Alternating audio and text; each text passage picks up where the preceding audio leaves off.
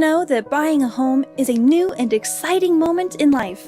At Rogers & Associates, we can help protect one of your most important investments. Together, we'll find solutions to address your insurance coverage requirements at a competitive price. Whether it be for an unexpected wind or hailstorm, fire or theft, Rogers & Associates offers affordable coverage to protect the place you'll call home. Call us today for a free quote. We've been supporting work-from-home jobs since before it was cool. For over 30 years, Jones Machinery has been your trusted agriculture equipment dealer in Northwest Kansas. We offer the best selection of tractors, combines, farm equipment, and parts in the Midwest. With competitive pricing on a wide variety of makes and models, you're guaranteed to find what's right for you and your work-from-home operation. Contact Jones Machinery today for all your used farm equipment needs. No matter who you are, the Hayes Rec Commission is for you. There's leisure programs for all ages. There's a wellness center that works for anyone at any level. Youth and adult sports, aquatics, and great facilities for any event. Go to hayesrec.org to see the list of activities and sign up. Here are some of the upcoming activities. We're still having fun. Hayes Rec's the one. We are still the one. A special thanks to these Plainville Game Time boosters, Wilkins Manufacturing, and H&C Oil Operating Inc. They're proud supporters of the Plainville Cardinal students and athletes. Go Fight Win from Stahl Products, Mr. K's Food Town, and Professional Fire Equipment, longtime full-season booster of Nex-Tech Game Time. They're rooting for all area schools to have a great year.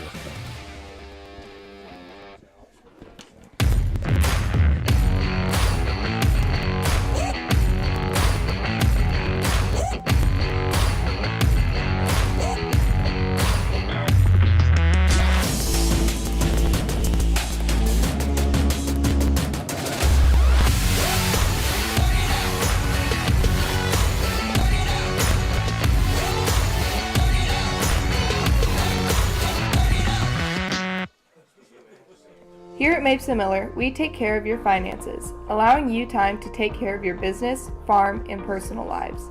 We offer financial services, including tax prep, bookkeeping, payroll, and auditing. We offer services to farmers, ranchers, small businesses, and more.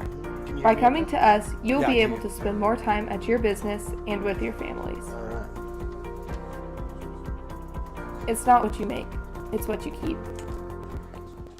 Looking for a career while transforming lives? With over 30 different departments, Norton Correctional Facility has many career opportunities. We offer training, competitive pay with great benefits, and Capers retirement. Norton Correctional Facility provides opportunities to acquire new experiences and skills to support personal and professional advancement and future success. Trust, honesty, and transparency are essential to our success and yours. To apply, contact Human Resources at 785-877-6642.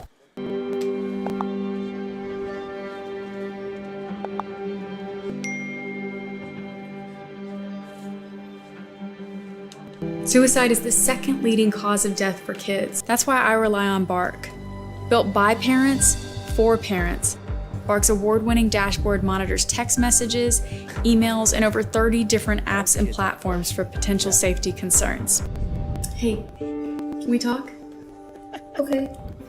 Each year, hundreds of electrocutions occur in the United States. You can avoid a shock by knowing one basic premise. Electricity always seeks the easiest path to the ground, and you're a perfect conductor. Stay 30 feet away from down power lines. And if a down wire touches your car, don't get out. Stay inside and call for help. And don't let others touch your car until a lineman says it's safe. Electrical safety tips from Midwest Energy, a customer-owned cooperative making energy work for you.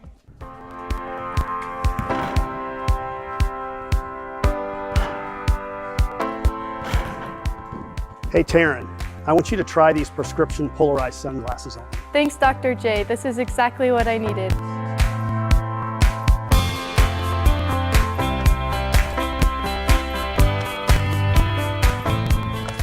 You don't have to be on a nationally ranked basketball team to order prescription sunglasses from Dr. Juneman. That's right, Taryn. No matter where you live, just go to my Facebook page and click on Shop Now. You will be able to virtually try on any glasses and see how they look. Why are they not looking? If you have any questions on how to order, please call my office. Now if I can just get Coach to let me wear these during the game. That is true, yeah. Especially for an eye doctor thing. I would think that would be even more.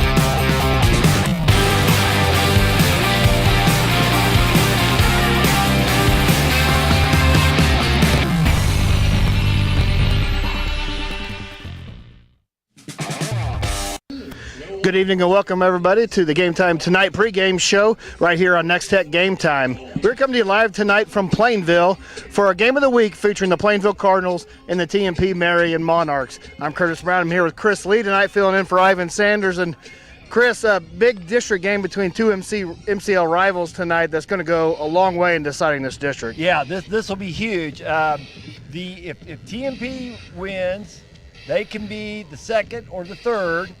If Plainville wins, they'll win the district outright, but they could drop as low as fourth. It depends on what happens with the Smith Center and Oakley games tonight. Yeah, it's a big mess. We tried to figure it out on the way up here, but TMP, they're led by second-year head coach Grant Stevenson, who previously coached here in Plainville. Their Monarchs are 5-2 on the year, 3-1 in district. They currently sit on top of the district with 49 points. Plainville, they're led by second-year coach Alex McMillan. They're also 5-2, 3-1 in district. They're second in the district with 47 points right now. Both teams are ahead of Smith Center, who's third. They're also 3-1 with 37 points. But Smith Center takes on Syracuse. They're 0-7, so they're expected to win big. So there's a lot riding on this game, Chris. And the other aspect of this is Coach Stevenson's coming back for the first time, coming back to Plainville. So that's got to play a big role in this. Yeah, when you've been on the other side of the sideline and then you switch over like that, there's a lot of feelings going in there. So. Yeah. TMP, they put up 30 points per game on offense. They give up 20 on defense. They're led by quarterback Carson Lyles. He's thrown for 1,100 yards, 9 touchdowns, 4 interceptions, ran for 6 touchdowns. He's added 15 tackles, interception on defense. Sophomore Jacob Seib leads the team with 466 yards receiving, 3 touchdowns. He's got a kickoff return for a touchdown. They got a couple senior linebackers, Alder Brown and Ryan Casey. They lead the team with 57 and 56 tackles. And senior Austin Gilbert has 45 tackles and a team-leading 4 sacks. TMP's dealt with some injuries at the running back position, but they put up pretty solid numbers throwing the ball, and their defense is pretty good. I saw her last week. They were real efficient against Syracuse. Like Lyles threw for 210 yards and 3 touchdowns. He only threw 19 times, though. Yeah. I mean, when you're that efficient, that helps the offense. Absolutely. And on the other side, Plainville, they put up 26 points per game on offense and just give up 10 on defense. They're led rushing by their junior running back, Drayden Puckett. Their senior, Roy Bright Jr., leads the team in receiving. When he was a freshman, he was a member of the 6-man state championship team from the Toma. Junior Riddick Bethel, he kind of anchors both sides of the line, a scrimmage. And they got a couple junior linebackers in Tucker Rudman and Drayden Puckett that lead the team in tackles. Plainville's been solid on defense all year, and they've kind of got that offense rolling the last couple of games. They put up over 45 points in each of those games. Yeah, I said shut out Stanton County last week. 49-0's a thump in regards to who you're playing. Yeah. And Plainville's also has 4 road wins. As you look down the road at the playoffs, you play well on the road, that may bode well for you. Yep. And both these teams have clinched playoff spots to just kind of determine where they're going to be sitting. TMP won this game last year 36-28. TMP's won the last 4 games, and then previous to that, Plainville won the last 6 against TMP. So, Chris, streaky series. Yeah. It is. What are your keys to tonight's ball game? Well, I mean, beautiful weather, so can't be turning the ball over. Yeah. Okay, and I mean, this time of year, it's like, well, yeah, turnovers are big every game, but this time of year, you should have your fundamentals down. Weather's not an issue, so it's not like your hands are slick or anything. Yeah. Things like that. Efficiency on offense, those would be keys. We got some games around the area with district play ending up tonight. A lot of playoff positions going to be on the line. We've got Hayes hosts Liberal, Atwood's at Hoxie, Ellis is at Leota, Norton's on the road at Concordia, Osborne travels with Thunder Ridge, Minneapolis hosts Phillipsburg, Quinter's at Waukene, and Victoria is at Hodgman County. Any of those matchups kind of catch your eye? Wow. This time of year, there's so many good games, you know, and like we were talking about on the way up here too, injuries become such a big key. Right. You can look at something and say, oh, this is one of the bottom feeders of the district playing one of the big dogs. It may not matter.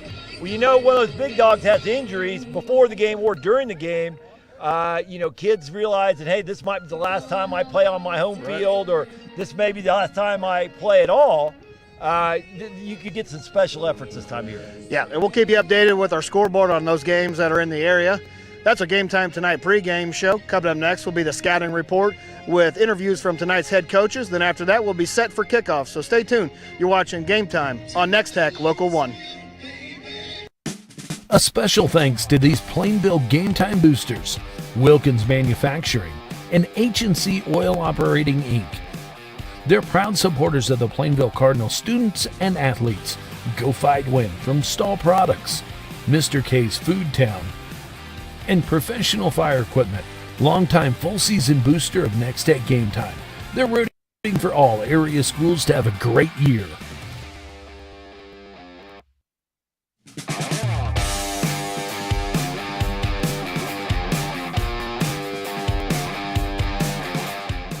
How do you guys feel you're playing as of now? There's always things to work on, but you know, I feel like we've improved in a lot of ways, and that's always one of the main goals of our team is to make sure that we reach our full potential as a team, and I feel like we're getting closer and closer to that. How healthy is the team right now? We're beat up in some areas, but that's okay. It's probably been one of the areas I've been the most proud of this group is, you know, we've had guys step up, guys that we've had to switch positions, and they've taken on those roles like with more than I could have expected. Like, I'm just very proud of the way they've handled guys, you know, getting injured and the next guy stepping up and playing. Have you guys had any major changes from last year to this year? And it seems like you guys are throwing the ball a lot. Yeah, you know, we switched up the offense for sure. We also lost some seniors last year that were, you know, a big part of our team. You know, some really good skill players, and then also like 3 really big offensive and defensive linemen that were a huge help. You're returning to where you've coached for many years, right? Mm-hmm. And what's that like? And I mean, what do you know about the Plainville team this year? I still remember a lot of those guys. I still remember playing them last year, and that's the crazy thing about this sport. Like, for me, it's always more than football.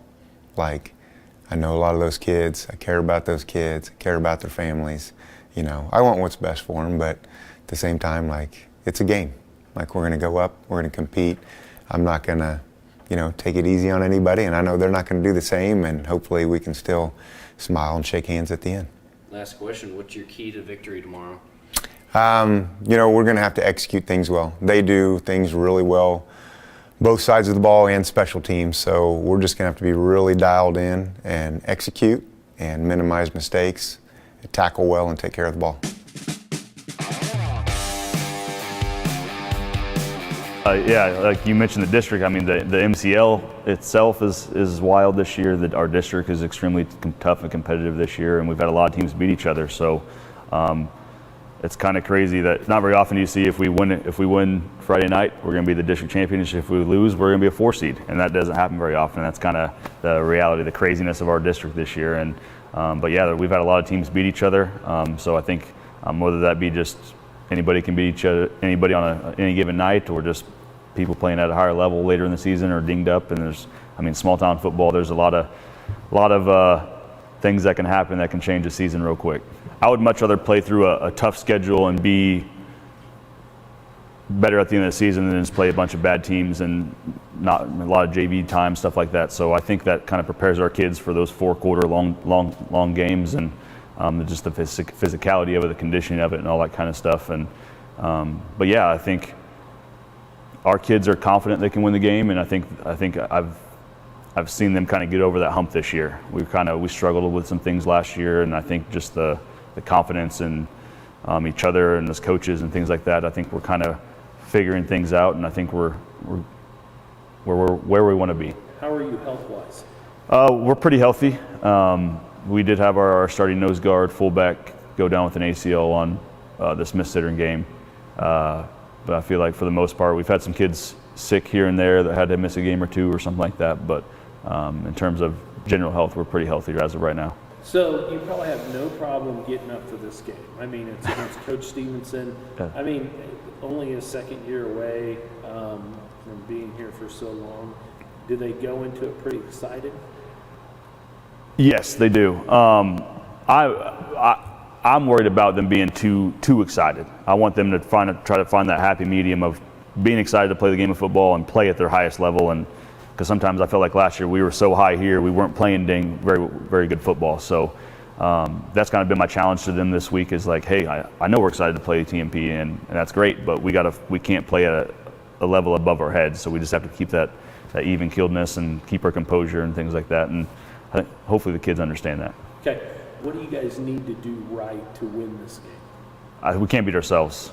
We somehow had 4 or 5 turnovers versus Smith Center in one. We had some turnovers versus Russell in one. We had a ton of penalties versus Oakley and lost. So those are those things that I've been trying to drill in their heads that if we play good football and limit those things, we're going to be pretty darn good. But if we can't hold on to the ball or if we can't limit penalties, then it's going to be a shorter season for us. We believe investing in our community is how we make a lasting impact. It's about more than just providing wireless services. We believe in rolling up our sleeves and working side by side with local organizations. Whether you're sharing cherished moments, staying updated on trends, or exploring your surroundings, we're there to keep you connected. Nex-Tech Wireless. We are Kansas.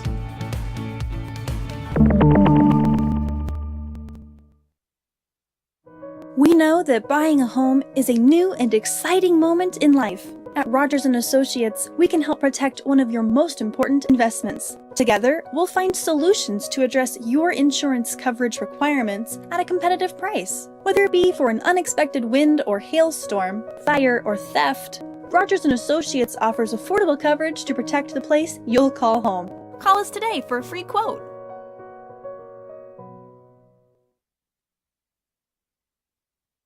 We've been supporting work from home jobs since before it was cool. For over 30 years, Jones Machinery has been your trusted agriculture equipment dealer in Northwest Kansas. We offer the best selection of tractors, combines, farm equipment, and parts in the Midwest. With competitive pricing on a wide variety of makes and models, you're guaranteed to find what's right for you and your work from home operation. Contact Jones Machinery today for all your used farm equipment needs. No matter who you are, the Hayes Rec Commission is for you. There's leisure programs for all ages. There's a wellness center that works for anyone at any level. Youth and adult sports, aquatics, and great facilities for any event. Go to hayesrec.org to see the list of activities and sign up. Here are some of the upcoming activities. We're still having fun. Hayes Rec's the one. We are still the one. Good evening and welcome everybody to Game Time on Nex-Tech Local 1. We are live tonight from Plainville for our game of the week. The Plainville Cardinals taking on the TMP Monarchs. Chris, we've got a district game here, and there's a whole bunch of mess on this district. It's kind of depending on how this game comes. Right, both teams have clinched a playoff spot, okay, so we know that for sure. If Plainville wins, it will win District 8. If it loses, it could drop all the way to 4th in the district, depending on what else happens in the district. TMP will be 1st or 2nd. They could drop to 3rd. So, a lot depends on this game. A lot depends on Smith Center and Syracuse, and then Oakley taking on Stanton County. So, we'll try to keep you updated on some of those scores if we've got them. Try to keep you updated on this district contest and kind of where everybody stands throughout the evening if we can, for sure. TMP won the toss. They deferred. Plainville will receive. Plainville in the all black and red lettering. TMP in the all-white and blue lettering tonight. Looks like Carson Lyles will be kicking off tonight for TMP. 52 yards per kickoff, and this is a good kick. Going to take Bright right to the 2-yard line. Going to reverse it back to Puckett, and he's up to the 20, maybe across the 20 to the 21 or 22-yard line. Looked like a nice hit in there by number 5 for TMP. That was Adler Brown. Brown's a starting running back right now for the at TMP. Also be playing with some linebackers, so he'll probably be on a lot of stops tonight. So look for Plainville maybe to fake that time or two then. Yeah. And so Cardinals, their first possession will be at the 22-yard line at quarterback Joey Benito. Now kind of out of a wishbone set, a little different than what they've looked. 2 tight end set. Going to give to the running back, and he is stopped in the hole. That Ryan Casey hits the running back. That was number 7, Rylan Hamel. Hit him in the backfield, loss of 2. Yeah, it looked like Casey. That was maybe his as the middle linebacker. That might be his primary read as the fullback, and he was there to make the play. So we got the starting lineup: 3 wide receivers set, and then they started out of the wishbone. So interesting start here. Yeah. So 2 tight now for the Cardinals in motion. And this is to get the Puckett off the right side, breaks a tackle, pops it outside. He's got some room, 30, 35, 40. And he's close to midfield where he's brought down just shy of midfield. Big run there by the junior running back, Drayden Puckett. Yeah, they had a nice hole over there on the right side. Looked like he ran it off tackle. Brought down out there by number 21 is who I had, Connor Breet. So over 900 yards rushing there for Puckett. And big gain here to start this first drive for Plainville. 1st and 10 just at the 49-yard line. And now going to run a little option. Dottino up the middle. Breaks 2 tackles. Across the 40. He's going to have another first down. So nice run there by the sophomore quarterback, Joey Donito. Yeah, Donito there, he did a nice job of reading what was there. He saw that flow coming across his face, and he just kept working it back. Lyman did a nice job working upfield, staying alive in the play to provide some additional blocking. So another first down here for Plainville. A couple of those already on their first drive. Twins receivers for Donito. He's out of the shotgun. Puckett, the lone setback for him. Now in motion comes Bright. They get it to Donito off the right side. He's got some room. And good gain there on first down, probably about 6 yards. Yeah, and it's taken piles to bring him down, too. Yeah, it looks like Elder Brown there on the tackle for the Monarchs, but good 5-yard gain there. 6 yards on first down. Yeah, looks like Lyles and Sieb also in on there. But like I said, not going down on first contact for sure. Right. So now a 2 tight end set for Donito again to Puckett off the left side. He's going to be close to a first down at the 27-yard line. So going to be just a little bit shorter, looks like. So 3rd and 1 for the Cardinals. Yeah, Cardinals spreading them out, like you said, with the other than on the first play, with the multiple wide receivers and then banging it inside quite a bit. Some off-tackle stuff as well. So 3rd and short here for the Cardinals. 2 tights. Receiver split each way for Dottino out of the backfield, or out of the shotgun. And Dottino's going to get the Puckett. He's met in the backfield. It looks like Casey again with the big hit. Going to depend on the spot here, Chris. They may be a little short. Yeah, it looked like he moved the stick back just a little bit, the yard marker. So Casey. Yeah, also flowing through number 33, Albert Gilbert also. But like I said, Casey made the first contact, but it looked like he might have spun out of it. Wasn't Gilbert jumping in to help? So now 4th and 1 here for Plainville. Very important play on this first drive of the ball game. So 2 tight end set now in motion is Bright. And now they're going to give to him off the right side, and he's going to have enough for the first down. Motion Bright in from his wide receiver position and kind of use Puckett as a lead blocker. Yeah, it's a lead blocker. That's exactly what I was going to say. They take advantage of getting all the spread by bringing back into motion. You get the advantage of a 2-back set as well. Good job on the left side of that line. That's Rue Bottom, Rudman, Roar, Bethel, and Luttrell up front for the Cardinals. Bright, Stamper, Brewster, and Brewster, the receivers and tight ends. Now this is on the motion, going to give to one of the receivers on kind of a sweep play. That looks like 17, Noah Brewster. So loss of 2 on the play. I think it's Robinson on the stop there. No, 61. That's Colby Schmeidler. So loss of 1, 2nd down and 11 now. And now they go back to 2 tight set. Now in motion. And give to Puckett off the right side. That was Riken Brown, I guess, on the carry. I apologize. Looks like Lyles in on the stop. Yep. The red on black's a little tough to see up here. Yes, it is. So. Yeah, that's why I'm using the monitor right now. I may go to the glasses so I can get in tight to see that, but otherwise, you're right. So give them a couple. 3rd down and 9 from right outside the 25-yard line, right on it. Yeah, surely in 4-down territory here, but now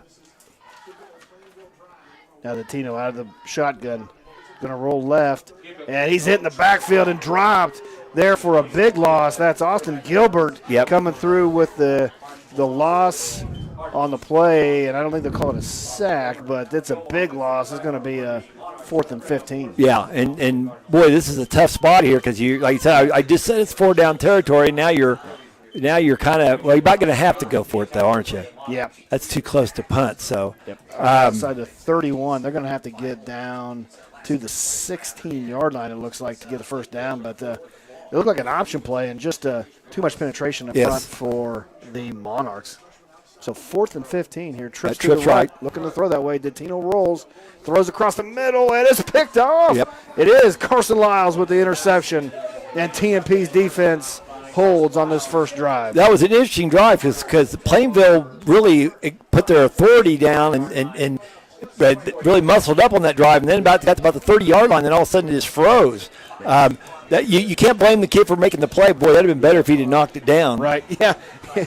Right, you get about 10 more yards of field position if you just drop that ball, but Lyles with the interception, and now TMP takes over their first drive right at about the 14-yard line.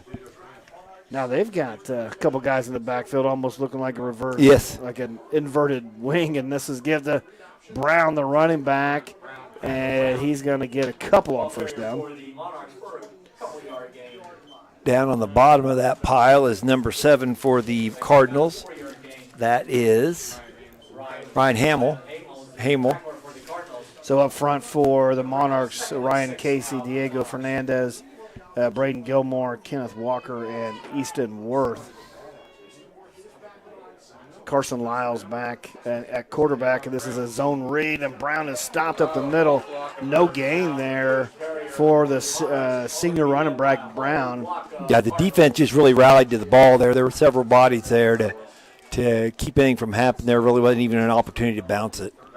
Yeah, it looks like Casey's in the backfield kind of playing that H-back position along with Austin Gilbert, Jacob Seib, Grant Nels, the receivers, for Carson Lyles, the quarterback. So a little two different, like an inverted wishbone. And here they go. Lyles just going to keep it off to the right side. Going to cut up the middle, and he's down to the 35-yard line. And it's going to be close to a 1st down, but looks like he's going to be they are going to get enough for the 1st down. Roy Bright Jr. on the stop there for the Cardinals. But like you said, nice. He did a nice job using his blocking there, cut it back when it was appropriate. So 1st down for TMP, and they've kept the ball on the ground here so far in this drive. So now out of the shotgun, Lyles, and now he's going to go back to the left side just on a sweep. He's carried it all the way, and he's knocked out of bounds there, but it's a gain of a couple. But a good job of the Cardinals there, flowing out there. Looked like Riken Brown and Drayden Puckett maybe on the stop. Yep. Yeah, good pursuit there by the Cardinals, and they keep Lyles to just about a 2-yard gain. So second down and 8. Still two H-backs in the backfield, Lyles and Brown. And now just a sweep, Straight sweep off to the right, and he's met in the backfield for an open field tackle. And that's number 26. That was Isaac Stamper. Yeah, nice job of setting that edge by Stamper, and it's a great open field tackle. Like you said, he did a nice job. First of all, he set the edge and then made the tackle on top of that. So you got that double the bang for the buck there. So now third down and 13, and TMP's okay in this situation. They throw the ball, so it's not something that they're not used to. But third and 13. But see, they're staying in that power set. Well, they break out of that. Trying to get somebody moved up front.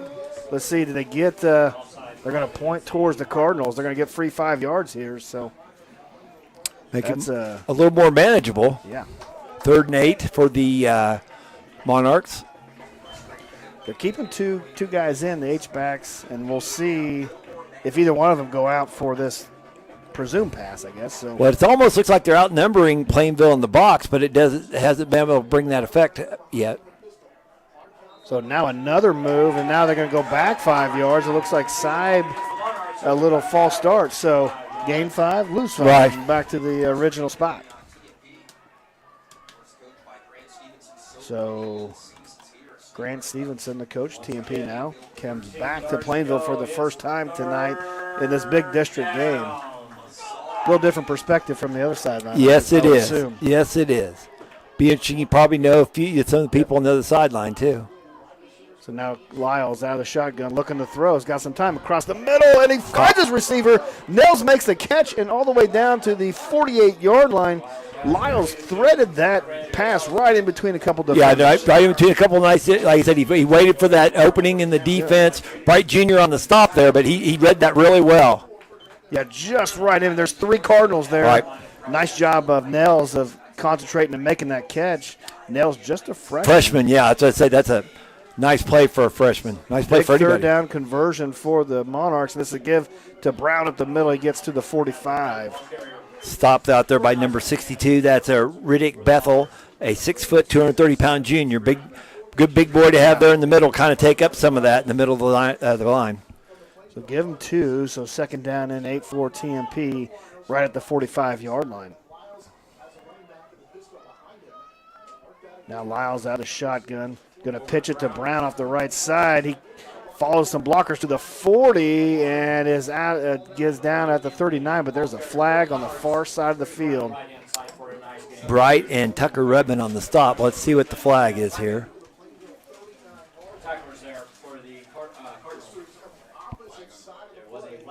Holding, defensive holding on the Cardinals. Wow. That's kind of unusual on a defense on a run play. I mean, sometimes came from the far side too, so interesting call. The Syracuse Smith Center game is already underway. It looks like at halftime, Smith Center's up 37-0. So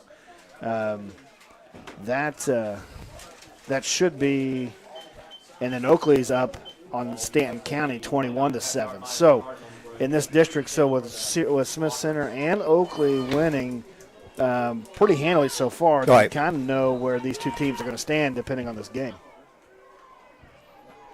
So now out of this inverted wishbone, Lyles will take the snap. He has some time looking for his receiver. Now he's under pressure, and he's brought down on the sack at the 37-yard line. Silas Luttrell. Yeah, Luttrell with a nice job of fighting through that block and getting the sack.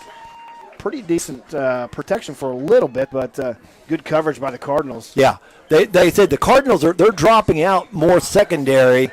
They're taunting TMP to run the ball. So now it is second and about 22 from the 41-yard line. Still staying in this inverted wing or inverted wishbone. And now bad snap. Lyles picks it off the ground. Just going to have to try to find something. It gets to the 40. Brought down there by Tucker Rudman, it looks like. Yeah, Rudman, yeah. And gained about a yard to the 40. So, yeah, we'll watch Rudman here fight off that block there. Nice job. Also in there, 62, that's Bethel also get a piece of the tackle there. So 3rd down and 20. We're just 41 seconds left in this first quarter. It's flown by. Well, with both teams running the ball, not a lot of clock stoppage. And now Lyles rolled to his left side, going to take it and run. And he gets a couple, gets to about the 44-yard line and brought down by a bunch of Cardinals. But I think it's Hank Ryland Hamel was the first one there. But you're right. The TMP Plainville's doing a nice job rallying to the ball. One guy will get there, and that's been part of the secret to not giving up any big plays so far. So we've moved right along here in this first quarter, and this will be the end of the first quarter. From Plainville here, our score, Plainville 0, TMP 0. At the end of the first quarter, you're watching Game Time on Nex-Tech Local 1. A special thanks to these Plainville Game Time boosters, Wilkins Manufacturing, and H&C Oil Operating, Inc. They're proud supporters of the Plainville Cardinal students and athletes. Go Fight Win from Stahl Products, Mr. K's Food Town, and Professional Fire Equipment, longtime full-season booster of Nex-Tech Game Time. They're rooting for all area schools to have a great year.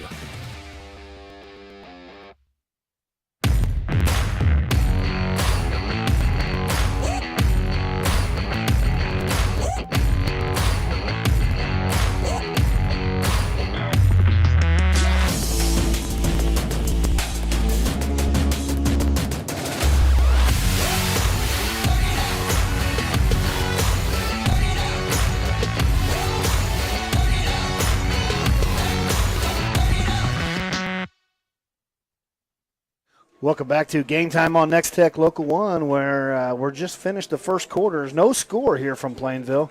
TMP and Plainville knotted up at 0, and just TMP still on their first drive of the ball game. Yeah. Plainville had their first drive end on an interception. But it was a 4th down, and so there was going to be a likely turnover anyhow. But it was only at 16 minutes of actual time that elapsed because there were almost no stoppages, no one running out of bounds, almost no incomplete passes. So a quick moving first quarter. It had been. So TMP still on their first drive, but they face a 4th and 15 here. They're lining up in a base set, though. It doesn't look like they're going to punt or doing like that unless it's going to be a quick kick. But that's what the out formation they used all night.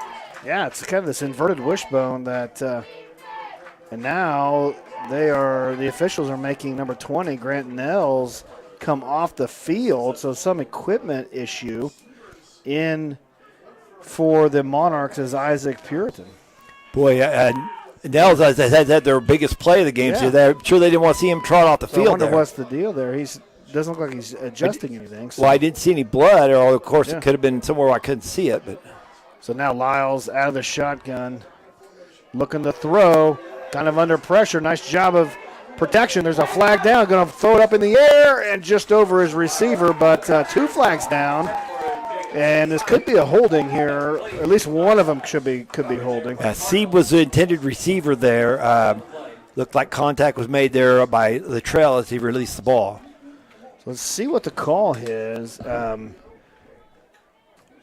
We got a holding on TMP, and assuming they're going to decline that then and take over. So I think it's going to be tough to go deep again. Well, especially in that down and distance, it's going to be tough to go deep. But, I mean, they're playing their safeties back off quite a ways. You're going to have to play fake or something to bring them forward to do that. But some teams have a lot of confidence in their ability to put the ball up high and high point it. So now Plainville takes over on the turnover on downs. They'll be 1st and 10 at the 37-yard line. Dentino out of the shotgun is going to give to Puckett off the left side, and he's just met in the backfield. Gilbert there, maybe give him a yard. Brown was there. So is 76, Kenneth Walker as well. Yep. Walker's a 5'7", 215-pound freshman. He got drugged just a little bit there by Puckett, but he made the initial contact. So gain of a yard, 2nd down and 9. But if you're TMP, you got to like that win 1st down, holding to the 1 yard. early in the game, Plainville was able to run the ball pretty effectively, and then they got down to about the TMP 30, and just everything froze up. So they're bringing Lyles up. It's almost a 4-4 look for TMP, and Lyles is in there on the tackle, so Brown finishes off. And Puckett going to gain another 2 yards. Well, that looked like an old-fashioned Green Bay sweep there. They pulled both the guards out there. They got their H-back and their guard coming. They kind of both took the same guy. Though. Yeah. They did do a very good job of picking the guy out. Yeah, right. One guy should have slid off a little bit, but it's easy up here to say that. Sure. But yeah. So almost a 4-4 look. Now they got twins left for Dentino. And Puckett in the backfield looking to throw. He's going to have his man knocked down. Yeah. Great play out there. By number 61. Yeah. That's 61. We've had him before. Colby Schmeidler. Yeah, Schmeidler making a great play, getting his arm up, knocking that pass down. And it was just enough forward that it wasn't a lateral. But it'll be 4th down and 7. So I think they're kind of moving Schmeidler around some because there's other plays. He's been more of a true defensive end up on the line too. So now back to punt. This will be looks like Puckett looking to punt, and nice punt gets to the 25-yard line. Side on the returns. Got some room off the right side. Got to set up his blocks and drug out of bounds. Nice return there by Side, but now a late flag comes in. This may be on TMP, some sort of block in the back here. We'll see. But good return there by Side, and they had a nice wall set up on that far side. Yeah, the kids out there on that wall, they kept their feet active too. They didn't stand in place. You see number 56 ten-toed somebody there. So Silas Luttrell there on the tackle. Yeah, Braden Gilmore. So they're going to move the ball back to the 40-yard line, but still good field position for the Monarchs. Like I said, quick moving game here. We're at 10-17 remaining in the second quarter. A few incomplete passes mixed in there, but a lot of running the ball. This is kind of good old-fashioned MCL football is what this is. Yeah. Just out of the shotgun now instead of under center, but still low snap. Lyle's going to take it on the run. Going to pitch it late to Brown. Flag down, and a nice open field tackle there. Number 62, I think. Well, I think it's 11. Right, Brown, I believe. And a holding call against TMP. TMP has been hurt by a couple holding calls so far. So this would be a 2nd and 10, but they are going to. TMP's going to, or Plainville's going to take the penalty, moving back 1st down and 20. So the Monarchs moving in the opposite direction they want to go. Be interesting to see if the Monarchs want to stay in the. See, they're still bunched up though, and more run look, but you can motion, you can do things out of that formation. Obviously, yeah, we have. They stayed in this set most of the time. Now, just a sweep to the right. Lyles is going to get brought down at the 32, 33-yard line, but another flag down. Ryan Hamel on the stop for the. We have a holding on TMP again. Another hold, there's. So TMP, another hold. And, boy, this is going to move it back even further, so it'll be a first down and 30. Well, it looks like the hold was actually behind the line of scrimmage, so moving back to the 10. So so I guess that's a spot foul. So looks like right now TMP's got 2 freshman linemen in, kind of moving some guys around, but 2 freshmen up front for the Monarchs. And that might be why the Monarchs are trying to keep it conservative as far as a run game. So. And now this is Brown up the middle, bounces off a tackler, still come on his feet, gets to the 30-yard line. So good run there by Brown on 1st down. Yeah, he did use his nice vision there. He kind of pinballed off a few defenders there. Watch the replay here. Dragging some people there as well. Yeah, good tough run there by Brown. He gets it to the 30, so 2nd down and 10 or 20. Looked like Rudman was finally one in on the stop there. Getting out of this inverted wishbone set. And a bad snap, and Brown's just going to pick the ball off the ground and get what he can, and he gets back to about the line of scrimmage. But a couple times we've seen that, Chris, where the snaps have been pretty low. Yeah, and it looked like it might even hit one of the upbacks' legs. Yep. Yeah, it did. It hit one of the upbacks' legs. That was Isaac Stamper in on the stop for Plainville. But, yeah, like I said, I think there's some confusion going on the TMP offensive line right now. So 3rd and 20 now for TMP. They've been in 3rd and long, 4th and long several times tonight already. Now here comes the blitz. Plainville's showing blitz. Lyles has some time, going to cock it back, throw it, and he's got Seib out there broken up at the last minute. Nice job there by like Bright Jr. Yep, Roy Bright Jr. coming in over the top and breaking that pass up right before Seib can haul it in. Lyles does a nice job showing some patience there because, like I said, you know things are a little shaky on the line right now. Rolls a little bit to the right, buys a little more time, and gets the ball out there. He gives his his receiver a chance. So nice, good throw there by Lyles, but Bright able to come in right the last second, knock that down. So 4th and 20 for the Monarchs, and this is the thing that I don't like, the short punt, this short snap punt. It just is so easy to block. Yes. And so now they're going to call it a delay of game now. It moves TMP back another 5 yards. Well, yeah, that's the field position here is pretty important. I'm not sure why you would. I mean, you know what your punt formation is going to be, even if it's. So, yeah, but they're showing that short formation. Yeah. Lyles averages 32 yards. Now he's flexing back. Back deep is Roy Bright. High snap, but he gets it off.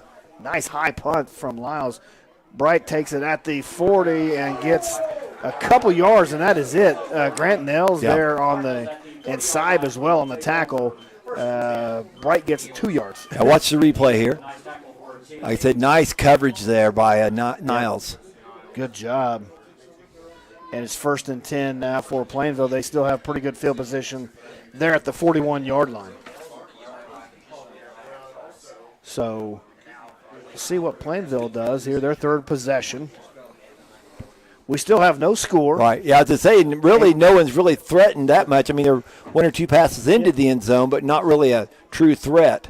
8:15 to go, 2nd quarter. Here comes TMP showing blitz, and this is Puckett off the left side. Good, tough run, and he's out of bounds at the 47, 48-yard line. Yeah, the Plainville line did a nice job working up the field with the ball carrier. They ran their feet once they locked on to people, and that's part of what made that work. Let's watch the replay here. Looks like they pulled a guard or tackle from the right side as well. So 2nd down and 4 here for Plainville at their 47-yard line. And that's the kind of play you want on 1st down. Now you're down in distance, or you have a lot of options. That's a lot better than the 2nd 9, 2nd 10 that TMP's been facing a lot. Well, Plainville's only attempted 2 passes, and 1 was intercepted, 1 was incomplete. So now Puckett with a nice run up the middle. He's going to have a 1st down across midfield down to the 48-yard line. Lyles came up on the stop there. He's coming up from a corner spot, so that tells you that the D-backs are already starting to get a little nosy, or they're rolling him up maybe more into a linebacker spot now. Yeah, they look like normally play safety, but yeah, they're coming up. And no more Plainville's throwing the ball. You've got to get more bodies in the box. I mean, yeah, it looks like Caden Dinkle in for defense as the free safety. So now looking to pitch it. This is Puckett's got some room. 45 cuts up and still on his feet. Gets dropped. Still going across the 40 down to the 37-yard line. Nice tough run there by Puckett. It'll be another 1st down for the Cardinals. Yeah, Alder Brown on the stop, but Alder kind of took the abuse there a little bit. Nice cutback, yeah. Nice cutback and good pitch there by Dentino. His big lineman there kind of helped him out a little bit, too, make that almost a pancake there, number 62, Riddick Bethel. So 1st and 10 at the 38-yard line for Plainville. Now 2 tight set. This is going to give to number 3, spins and across the 30. That looks like that is Zane Stahl, the junior, coming in. Nice run there on first down. Caden Dickel gets the stop for TMP. He's a 170-pound junior, comes up, fills the hole there. But Plainville's running downhill quite a bit right now. So Stahl out, Puckett back in. Twins receivers to the right. Two tights in for Dentino out of the shotgun. Got some time looking to throw. Here comes the pressure. He's got a man open and just overthrows him. Carson Lyles in there for the Monarchs applying the pressure. Drayden Puckett was their intended receiver. I didn't see if that was a wheel route or they lined him up outside. It was a wheel route, and he was open there. Yep, there's the wheel. Yeah, you can see it. And just out over the top of him. Yeah, Curtis Brown, the master, seeing that stuff. Yeah. So 3rd down and 4 for the Cardinals. 6:30 left here in the second quarter. No score right now. This is about the deepest penetration we've had the game, though. And now we've got movement on both sides. Let's see where they call this. See who moved first. Movement on both sides, so going to have a little discussion here. And it's going to be against the Cardinals. So that's a big one. That goes from 3rd and 4 down now to 3rd and 9. Typically, though, in football, when both sides seem to move at the same time, they'll always call that on the offense. So, yep. And it looked like it was just about simultaneous. So now 3rd and 9 from the 35-yard line. Still manageable down in distance, though, because it's two down territory from here. So the run is still an option. Obviously, some teams might want to pass here. Two tight set. Twins to the left for Dentino.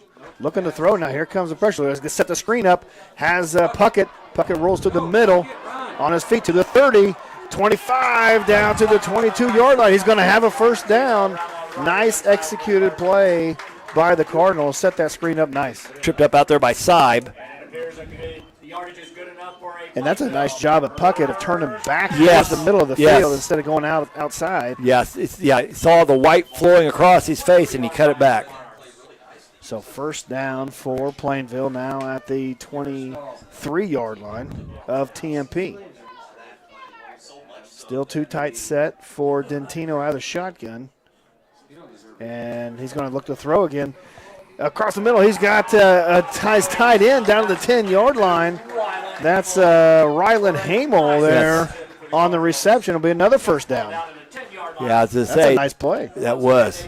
Let's watch the replay here. Yeah, that's their H-back and just hit Hamel right there at the 10-yard line. So now 1st and 10 at the 11. They're going to move it back to the 11-yard line. They get a first down at the 1. So Stahl in at running back for Dentino. Now in motion is Bright, looking to run the option at the left side. Pitches it to Stahl. Stahl's going to find the corner of the end zone for the score, but there is a flag down. So Stahl in on the 11-yard touchdown run, but we'll see where this is usually in the vicinity of holding, and it is. So we've seen our first score of the night, Chris, but it's coming back. It's coming back.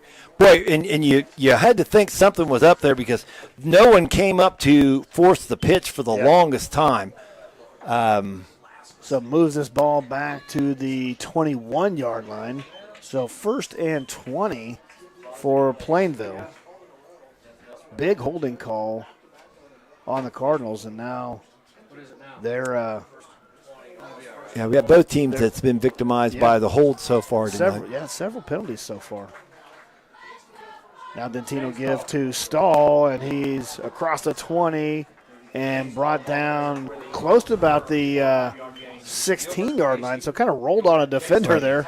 Yeah, Gilbert and Casey on the stop. Like you said, he kind of rolled on the defender and got an extra yard or two out of that. So 2nd and about 17, it looks like. 5:03 to go here from Plainville. No score between the Cardinals and the Monarchs. Yeah, this is the deepest penetration so far of the game. They're only 16 yards out, and they can still get a first down too. Yeah. So 2 tight set, 2 H-back set too. And now Dentino looking to throw. He's got his man wide open in the end zone, and there it is, a score for the Cardinals. Number 17 for the Cardinals. That's Noah Brewster. So Plainville on the board first on a nice 18-yard touchdown throw from Dentino to Brewster. Yeah, he wide was open. Yes. That corner out there bit on the out route by the H-back and just left the receiver wide open in the end zone for the score. Now the point after attempt. This is going to be by Easton Ditter, a freshman. At the hold from Dentino. Snap down, hold there, and the kick is up, and it is good. The point after is good for the Cardinals, and they're on the board first. Our score here from Plainville, the Cardinals 7, TMP 0. You're watching Game Time on Nex-Tech, Local 1. What'd you say the kicker? Looking for a career while transforming lives? With over 30 different departments, Norton Correctional Facility has many career opportunities. We offer training, competitive pay with great benefits, and Capers retirement. Norton Correctional Facility provides opportunities to acquire new experiences and skills to support personal and professional advancement and future success. Trust, honesty, and transparency are essential to our success and yours. To apply, contact Human Resources at 785-877-6642.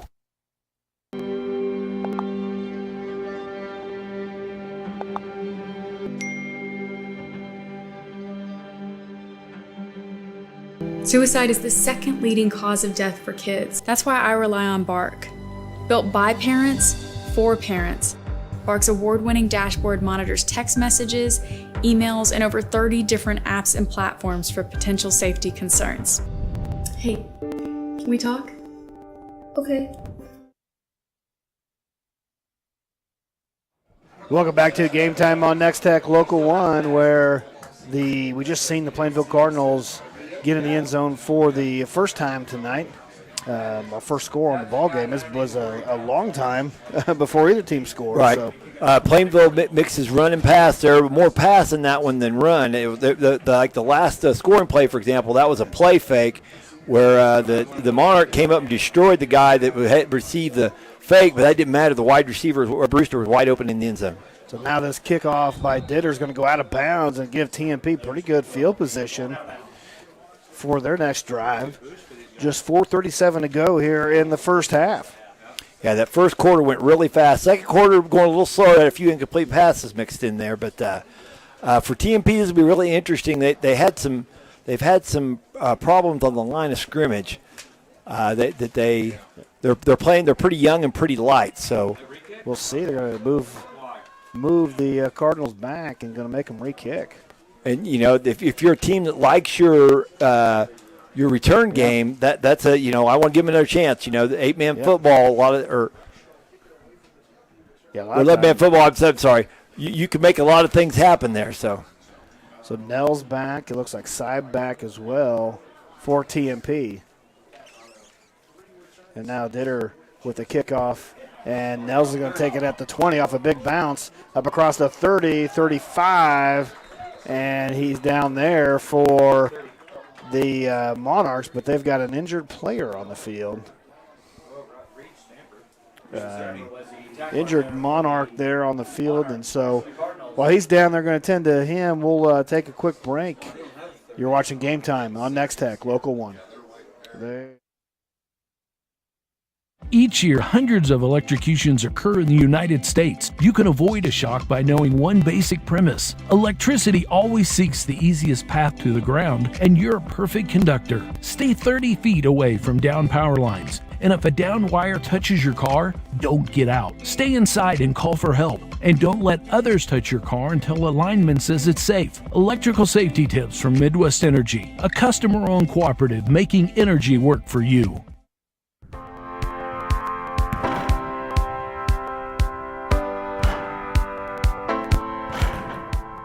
Hey, Taryn, I want you to try these prescription polarized sunglasses on. Thanks, Dr. J. This is exactly what I needed.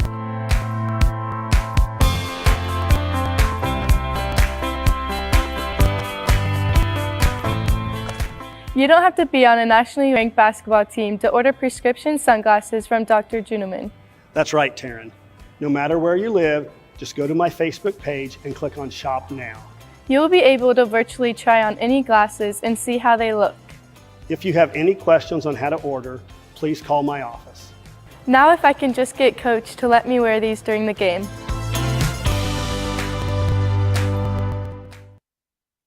We believe investing in our community is how we make a lasting impact. It's about more than just providing wireless services. We believe in rolling up our sleeves and working side by side with local organizations. Whether you're sharing cherished moments, staying updated on trends, or exploring your surroundings, we're there to keep you connected. Nex-Tech Wireless. We are Kansas.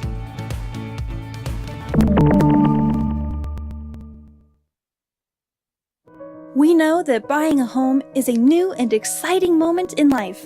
At Rogers & Associates, we can help protect one of your most important investments. Together, we'll find solutions to address your insurance coverage requirements at a competitive price. Whether it be for an unexpected wind or hailstorm, fire or theft, Rogers & Associates offers affordable coverage to protect the place you'll call home.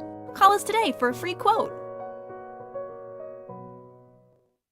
We've been supporting work from home jobs since before it was cool. For over 30 years, Jones Machinery has been your trusted agriculture equipment dealer in Northwest Kansas. We offer the best selection of tractors, combines, farm equipment, and parts in the Midwest. With competitive pricing on a wide variety of makes and models, you're guaranteed to find what's right for you and your work from home operation. Contact Jones Machinery today for all your used farm equipment needs.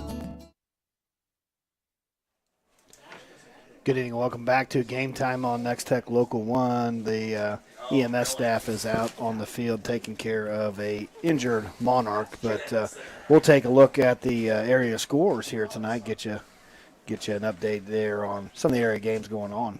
Tri-Plains Blues versus Weston, no score. Otis Bison up big on Chase, 41-0. No score between Golden Plains and Cheyenne. That's a big six-man game there. No score, Logan Pack on Deerfield, Rock Hills Lakeside, or Osborne Thunder Ridge. Hill City up over Oberlin 22-0. That would have been one of the games I would have focused on. Hoxie over Rollins County 14-0. Hoxie has a great season going right now, one of the top-ranked teams in their division. No score, St. Francis Stockton. I would think St. Francis will assert itself. Probably Trigo will on Quinter as well. Ellis County Wichita County 24, Ellis 8. Victoria 16-0 over Hodgman. Sacred Heart 12, Republic County 7. Our score here 7-0. Plainville just scored here shortly. Norton Concordia no score. Phillipsburg ahead of Minneapolis 14-0 in the second quarter. Beloit over Russell 16-0 in the first quarter. And in the third quarter, that was probably an early smart start because of the distance being traveled. Smith Center ahead of Syracuse 37-0. That game will affect this district as well. That's another game score that will affect this district as well. Oakley 42-6 over Stanton County. So those teams are holding serve. Scott City 7, Colby 6. Second quarter, Southeast Saline 22, Ellsworth 0. Great Bend over Garden City 21-0. Hayes Indians over Liberal 6-0. And no score, Dodge City, Wichita East. Yeah, so a couple of those scores. The 37-0 lead for Smith Center over Syracuse and the Oakley 42-6 lead over Stanton County will have an impact on tonight's game. However this ends up, if Plainville is able to win this game, they will win the district. If TMP wins, looks like they're not good. They would finish second to Smith Center at this point. But still, those two games seem like they're in hand. This game is far from over. Yes. The other district that we were looking at was the Norton, Phillipsburg, Beloit, Russell district. That district's all in shambles as well. Norton, Beloit, and Phillipsburg are all tied or could be tied at the end of the night. Norton's sitting on top of that district right now, but they're done with district play. Right. And Peaburg has a head-to-head edge on Norton. So. Yeah. And Norton's got the head over Beloit, and Beloit has head-to-head over Phillipsburg. Right. But they could potentially all finish 3-1. Beloit and Phillipsburg are winning their games against Minneapolis and Russell. Then it comes down to points if they're all tied. And so Norton is done with 27 points, and so they're right now sitting behind Beloit. So if Beloit and Phillipsburg win, you're looking at Beloit's got a 7-point lead up on Phillipsburg. 21 points is the max. Right. So if Beloit wins by 21, then they're for sure going to be district champions. So that's another interesting district that will kind of keep you updated with some of these scores on kind of how that'll finish out. This district here, depending on this game, on how it ends up, will be we'll know kind of where everybody sits, either is first through fourth in the district, and then from there they get kind of seated. Yeah, I'm not for sure how they do that. Right, yeah. Exactly in the playoffs. They'll split the state in half. And as we were on the way up here, we were discussing that, and that will be a real challenging thing to work that out. Right. Yep. So we're here. Paused this game for an injury timeout where we've got EMS personnel on the field taking care of a TMP Monarch player. So while they're still attending to that player, we're going to take another quick break. We'll come back, and hopefully we'll be ready to finish this first half. But our score here from Plainville, the Cardinals 7, TMP 0. You're watching Game Time on Nex-Tech Local 1. No matter who you are, the Hayes Rec Commission is for you. There's leisure programs for all ages. There's a wellness center that works for anyone at any level. Youth and adult sports, aquatics, and great facilities for any event. Go to hazerec.org to see the list of activities and sign up. Here are some of the upcoming activities. We're still having fun. Hayes Rec's the one. We are still the one. A special thanks to these Plainville Game Time boosters, Wilkins Manufacturing, and H&C Oil Operating Inc. They're proud supporters of the Plainville Cardinal students and athletes. Go Fight Win from Stahl Products, Mr. K's Food Town, and Professional Fire Equipment, longtime full-season booster of Nex-Tech Game Time. They're rooting for all area schools to have a great year.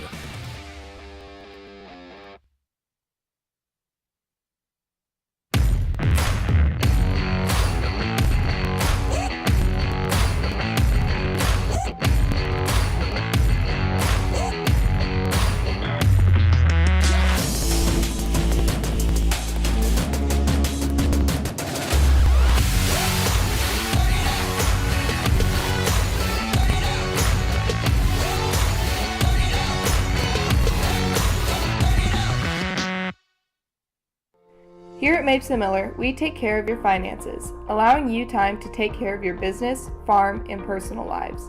We offer financial services, including tax prep, bookkeeping, payroll, and auditing. We offer services to farmers, ranchers, small businesses, and more. By coming to us, you'll be able to spend more time at your business and with your families. It's not what you make, it's what you keep. Looking for a career while transforming lives? With over 30 different departments, Norton Correctional Facility has many career opportunities. We offer training, competitive pay with great benefits, and Capers retirement. Norton Correctional Facility provides opportunities to acquire new experiences and skills to support personal and professional advancement and future success. Trust, honesty, and transparency are essential to our success and yours. To apply, contact Human Resources at 785-877-6642.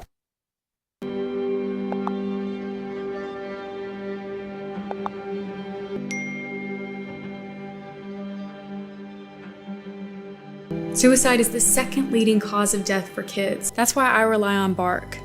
Built by parents, for parents, Bark's award-winning dashboard monitors text messages, emails, and over 30 different apps and platforms for potential safety concerns. Hey, can we talk? Okay.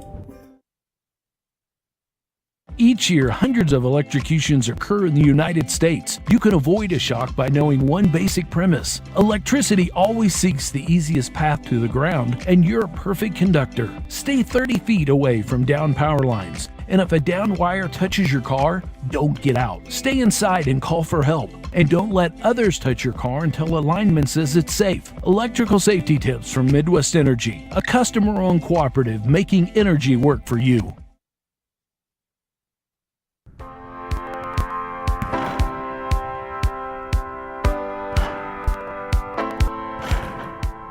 Hey, Taryn, I want you to try these prescription polarized sunglasses on. Thanks, Dr. J. This is exactly what I needed.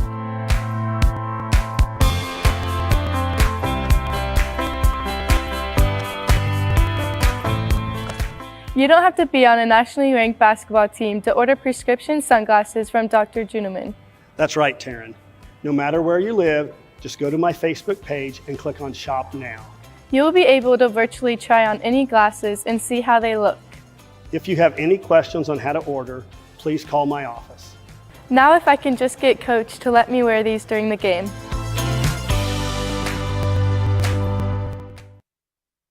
We believe investing in our community is how we make a lasting impact. It's about more than just providing wireless services. We believe in rolling up our sleeves and working side by side with local organizations. Whether you're sharing cherished moments, staying updated on trends, or exploring your surroundings, we're there to keep you connected. Nex-Tech Wireless. We are Kansas.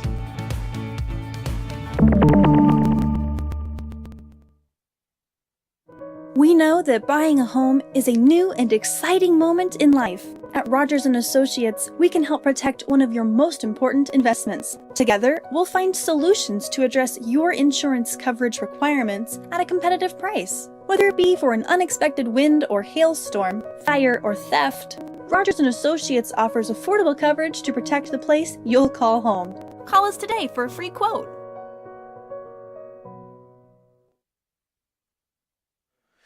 Welcome back to Game Time on Nex-Tech Local 1, where one of the TMP Monarchs, one of their players, was helped into the EMS ambulance. So I'm not for sure who that was, but quite a significant injury for sure, and needed the EMS help there, Chris. Yeah, it looked like it was probably a leg injury, but a serious situation where everyone's quite deliberate, as we should be in that situation. So they're looking for something on the field right where he was hurt, so not for sure what they're looking for, but making sure the playing field's safe. So, Chris, why don't you give us a rundown on how we got here at 7-0 score? It was a quick moving first quarter. There were hardly any incomplete passes or running out of bounds. Only 16 minutes of actual time ran off. Each team only had one possession, and TP actually had the ball for their one possession when the quarter ended. That's how quickly it moved.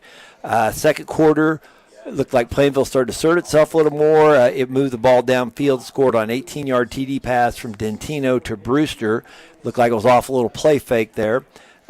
Easton Ditter with the PAT kick was good. It made it 7-0 with 4:37 remaining in the game. It's 4:28 in the game now, so as you can tell, this was based on the opening kickoff to start after the touchdown.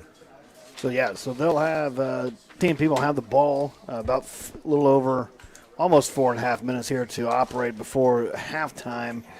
But they've got to get now warm back up. It's been a pretty long break here. Nice weather, but it's a little cool out. So, got to get those muscles warm back up. And they just seen one of their teammates being hauled off in the EMS. That also has to play in their mind a little bit too. So. And it would be very natural for a lot of teams to see that in very negative terms. Every once in a while, a team will see something like that happen, and it'll catch fire too. So the injuries are starting to mount up a little bit for TMP. Alton Brown is their tailback. He started the year at Adler Brown. Started the year at wide receiver. He's been moved to tailback, and attrition. All teams have to deal with attrition. That's not just TMP, but I think it might be biting them a little harder right now. Yeah, the Plainville team is out here stretching, kind of running around. TMP still standing on the sidelines. We'll see. They'll get the ball for their possession here, but not a lot of movement on that sideline where Plainville's kind of up and moving around. So Yes, and I would think you'd want. I'm sure the officials told them, we're giving you 5 minutes, 10 minutes, whatever it is, but they have a set. I'm sure they gave them a specific amount of time. That is kind of odd that one team is a lot more active than the other. It's been interesting for TMP. They've and then we may have to wait till this ambulance comes back too. So yes, that's true. We could be in for kind of an extended break here as well, as they're going to have to find another ambulance to come. I would guess, and so it could be a little extended break before we get back into action. But TMP, it's been interesting. They've kept everything pretty in tight. Two protectors in the backfield, kind of an inverted wishbone almost. Yeah. And it's been they haven't thrown a whole lot. Right. So. Well, and I think that Plainville is almost taunting them to throw the ball too, because they're playing like a 3-3 front. Yeah. They're staying fairly light in the box. So they've got two safeties fairly deep, so it's going to be hard to throw the ball deep. They did it. TMP did attempt to pass in the end zone. They tried to high point it, couldn't quite connect. That's one of the things that it takes a lot of practice. It's a lot more difficult than it looks. And so Plainville on the board first with a 17-yard touchdown throw from Dentino to Brewster. Noah Brewster. And so they're on the board with the extra point at 7-0. Big game here, so you're looking at this. If this kind of holds up, if Plainville's able to hang on to this lead, then they're looking at winning this district. Yes. With Smith Center coming in second, TMP third, and Oakley fourth. If Smith Center and Oakley, they've got big leads so far. Yes. So it looked like they both had early kickoffs too. They were playing teams from Southwest Kansas, so that game, especially with now, so we've got a little delay, that we'll probably have their result maybe at halftime even. Right. So if TMP can win, then with those results staying the same, if TMP wins, they're going to finish second. Smith Center will win the district, and Plainville, I think, will slip down to fourth. Yes. If that's the case. So, kind of feast or famine for the Cardinals on this game. If they can't win it, they're going to be fourth. If they do win, they'll be first. So. And like I said, it'll all be reseeded after we get done here. But if you're coming out of your district as a 4 seed, your chances of getting a very, very salty team in the first round are and obviously you're going to probably travel too. Right. And like I said, we talked about earlier, Plainville's not afraid to travel. They've won 4 straight on the road this year. But that it's nice to, there's always jitters and everything associated with the playoffs. You really not rather go on the road and take on the defending state champion or runner-up last year or something crazy like that. Well, and the higher seeds are going to host, so everybody gets seeded 1 through 16 now, and so the higher seed is going to host instead of, east-west type of division. So it's kind of nice. So if you get the higher seed, then you could potentially just stay at home for all your playoffs. Well, and that really incentivizes the idea that you want to win every game, because if we're going by record, an 8-3 team may end up hosting, where if they'd have been 7-4, they may have had to travel. Right. Yeah, that's what makes this last week's game against Phillipsburg and Norton so interesting. Other than it could potentially tie Norton and Phillipsburg, and potentially the winner of this game a tie for the MCL title, but it could drop Norton all the way down to third. Yes, and Norton very likely the third, and their only loss of the year, and they're going to have to go on the road the first weekend or the first playoff, and they may not ever get to host a playoff game. But if they would have won, they could have hosted every game. Yes, so it's just wild. Yeah, Norton was a real juggernaut coming into that game, and we had that last week on Nex-Tech. Curtis and Ivan did the game last week, so and that was a fairly significant win for the Panthers. They were in control of that game from the start. And so now we've got some folks heading towards the concession stands heading out of here. So I don't know. Both teams are off the field. I wonder what you were talking about, Curtis, the situation where they have to wait for the ambulance to come back. That they may have said. So they may have sent the players to get to the locker room. So. Yes. So we're going to extend this break out here for a little bit longer, it looks like. So this could be, kind of like a weather delay, Chris, where, we may. It's a beautiful weather, but it's kind of like weather delay. That's exactly right, Curtis. So we'll take a quick break. Hopefully we'll have some more information for you when we come back. But we'll get you updated on where we're at on this ball game in just a little bit. So stay tuned. You're watching Game Time on Nex-Tech Local 1. We've been supporting work from home jobs since before it was cool. For over 30 years, Jones Machinery has been your trusted agriculture equipment dealer in Northwest Kansas. We offer the best selection of tractors, combines, farm equipment, and parts in the Midwest. With competitive pricing on a wide variety of makes and models, you're guaranteed to find what's right for you and your work from home operation. Contact Jones Machinery today for all your used farm equipment needs. No matter who you are, the Hayes Rec Commission is for you. There's leisure programs for all ages. There's a wellness center that works for anyone at any level. Youth and adult sports, aquatics, and great facilities for any event. Go to hazerec.org to see the list of activities and sign up. Here are some of the upcoming activities. We're still having fun. Hayes Rec's the one. We are still the one. A special thanks to these Plainville Game Time boosters, Wilkins Manufacturing, and H&C Oil Operating Inc. They're proud supporters of the Plainville Cardinal students and athletes. Go Fight Win from Stahl Products, Mr. K's Food Town, and Professional Fire Equipment, longtime full-season booster of Nex-Tech Game Time. They're rooting for all area schools to have a great year.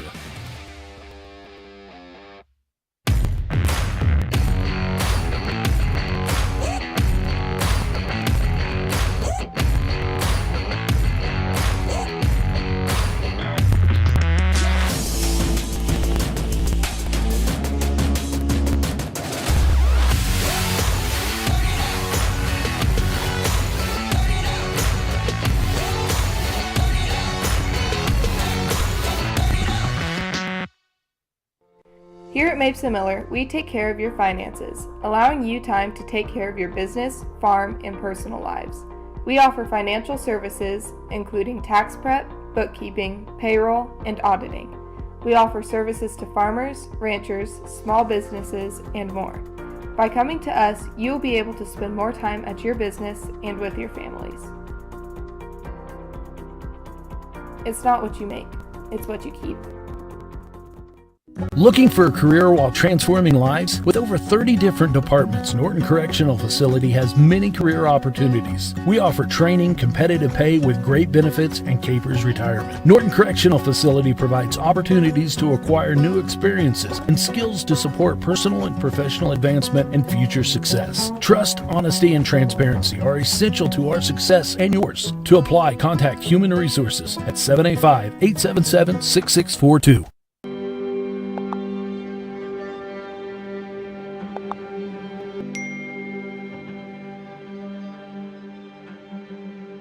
Suicide is the second leading cause of death for kids. That's why I rely on Bark.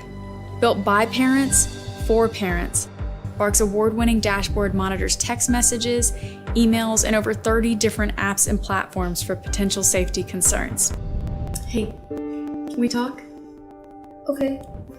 Each year, hundreds of electrocutions occur in the United States. You can avoid a shock by knowing one basic premise. Electricity always seeks the easiest path to the ground, and you're a perfect conductor. Stay 30 feet away from down power lines. And if a down wire touches your car, don't get out. Stay inside and call for help. And don't let others touch your car until a lineman says it's safe. Electrical safety tips from Midwest Energy, a customer-owned cooperative making energy work for you.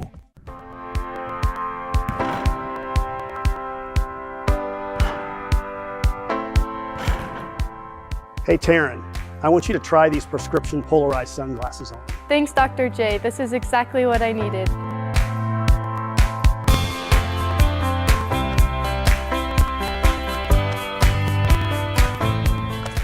You don't have to be on a nationally ranked basketball team to order prescription sunglasses from Dr. Juneman.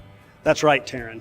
No matter where you live, just go to my Facebook page and click on Shop Now. You will be able to virtually try on any glasses and see how they look. If you have any questions on how to order, please call my office. Now if I can just get Coach to let me wear these during the game. We believe investing in our community is how we make a lasting impact. It's about more than just providing wireless services. We believe in rolling up our sleeves and working side by side with local organizations. Whether you're sharing cherished moments, staying updated on trends, or exploring your surroundings, we're there to keep you connected. Nex-Tech Wireless. We are Kansas.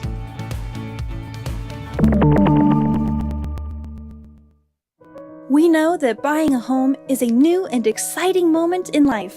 At Rogers & Associates, we can help protect one of your most important investments. Together, we'll find solutions to address your insurance coverage requirements at a competitive price. Whether it be for an unexpected wind or hailstorm, fire or theft, Rogers & Associates offers affordable coverage to protect the place you'll call home.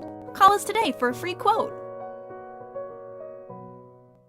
We've been supporting work from home jobs since before it was cool. For over 30 years, Jones Machinery has been your trusted agriculture equipment dealer in Northwest Kansas. We offer the best selection of tractors, combines, farm equipment, and parts in the Midwest. With competitive pricing on a wide variety of makes and models, you're guaranteed to find what's right for you in your work from home operation. Contact Jones Machinery today for all your used farm equipment needs. No matter who you are, the Hayes Rec Commission is for you. There's leisure programs for all ages. There's a wellness center that works for anyone at any level. Youth and adult sports, aquatics, and great facilities for any event. Go to hayesrec.org to see the list of activities and sign up. Here are some of the upcoming activities. We're still having fun. Hayes Rec's the one. We are still the one. A special thanks to these Plainville Game Time boosters, Wilkins Manufacturing, and H&C Oil Operating Inc. They're proud supporters of the Plainville Cardinal students and athletes. Go Fight Win from Stahl Products, Mr. K's Food Town, and Professional Fire Equipment, longtime full-season booster of Nex-Tech Game Time. They're rooting for all area schools to have a great year.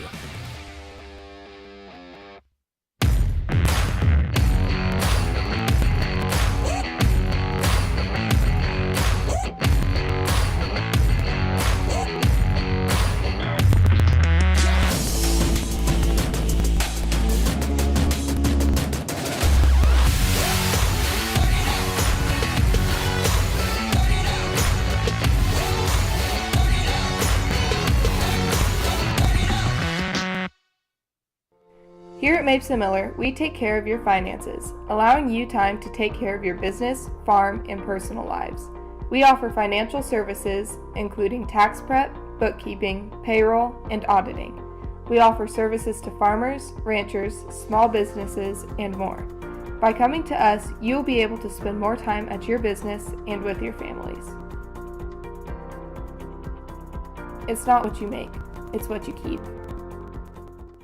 Looking for a career while transforming lives? With over 30 different departments, Norton Correctional Facility has many career opportunities. We offer training, competitive pay with great benefits, and Capers retirement. Norton Correctional Facility provides opportunities to acquire new experiences and skills to support personal and professional advancement and future success. Trust, honesty, and transparency are essential to our success and yours. To apply, contact Human Resources at 785-877-6642.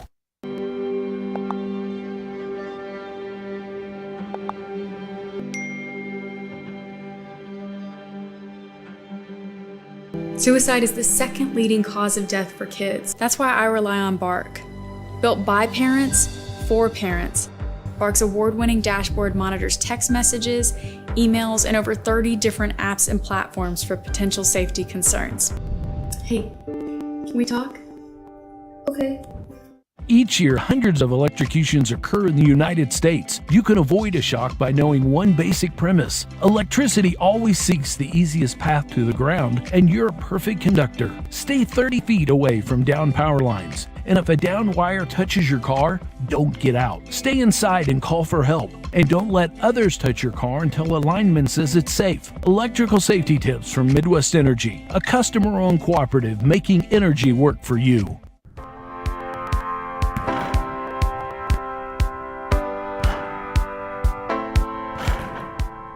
Hey, Taryn, I want you to try these prescription polarized sunglasses on. Thanks, Dr. J. This is exactly what I needed.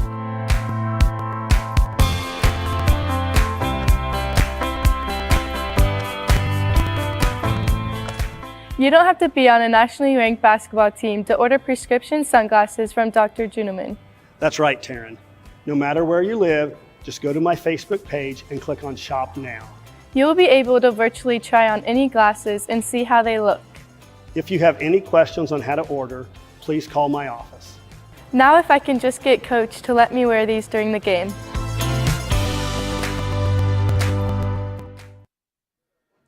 Welcome back to Game Time on Nex-Tech Local 1, where we are live here from Plainville.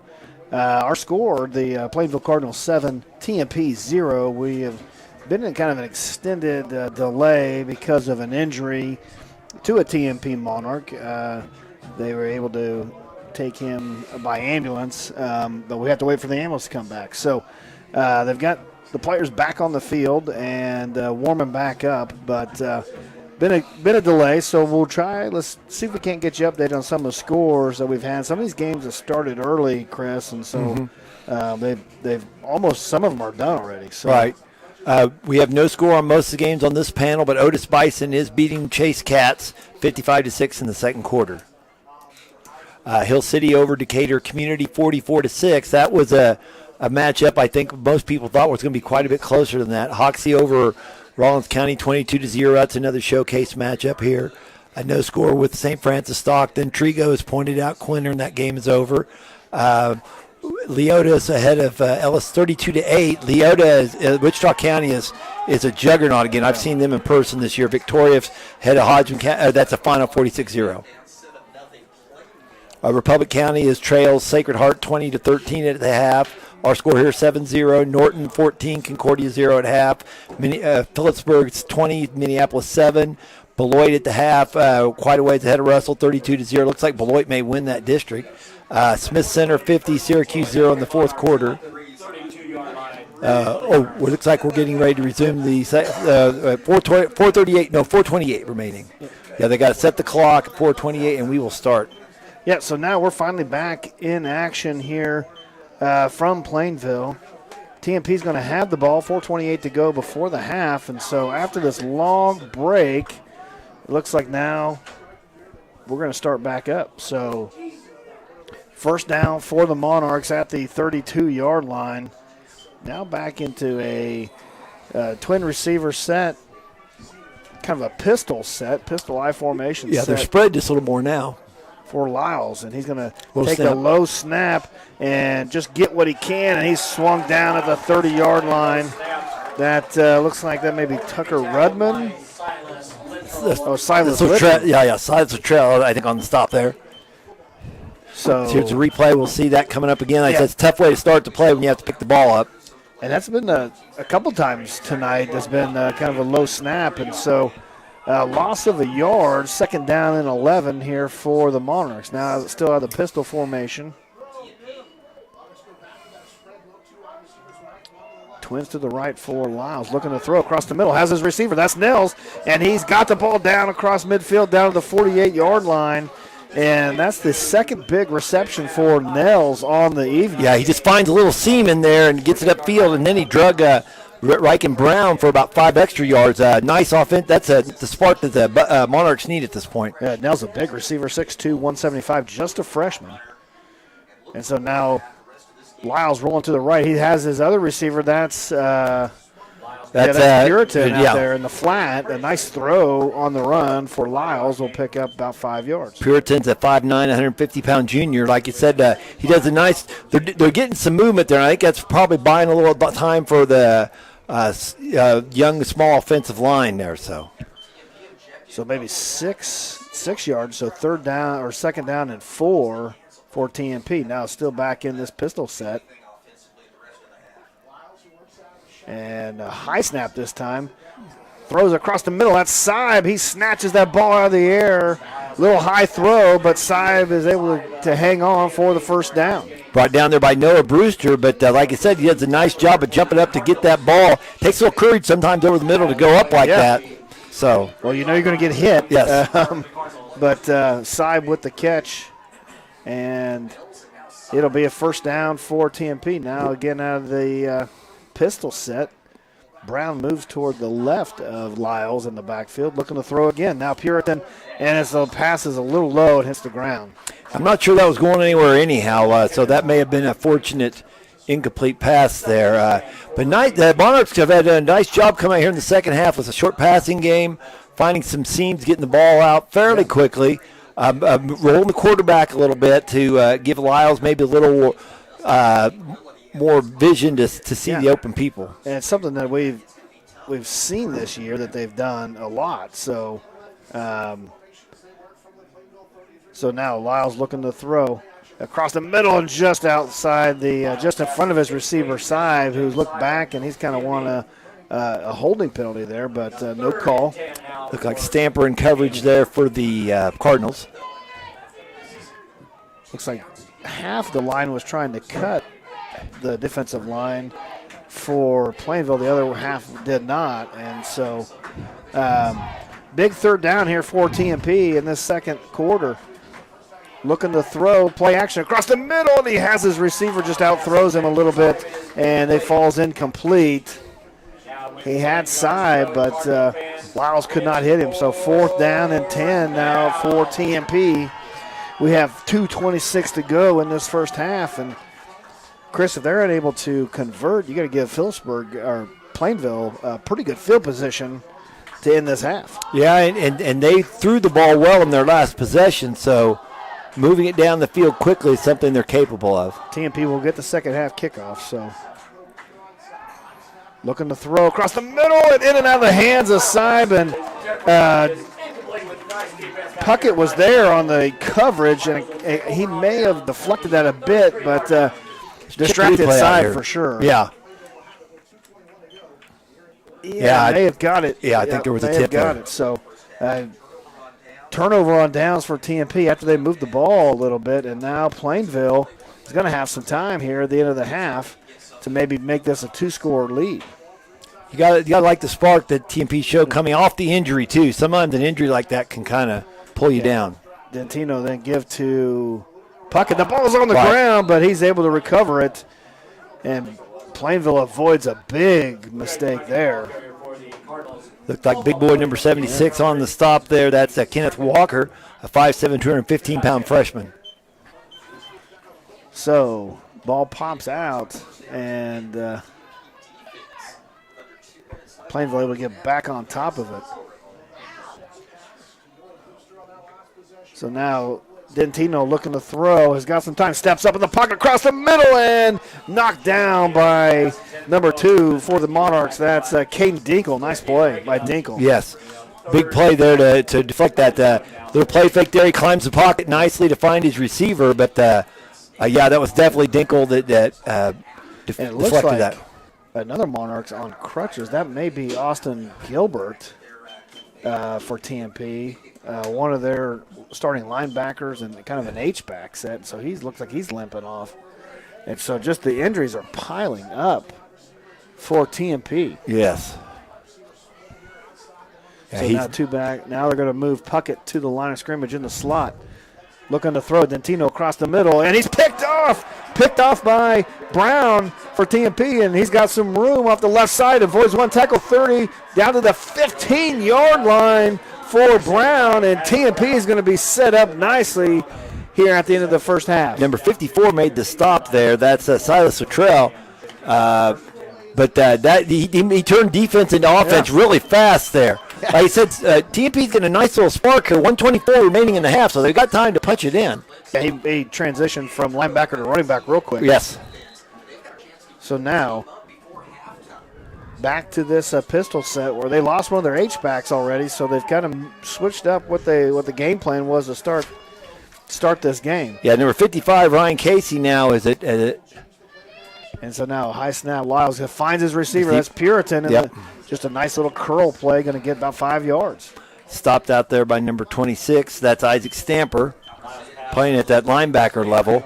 But that's a nice start to the drive. So, Plainville's playing the zone, kind of playing off some guys. So there's some pockets.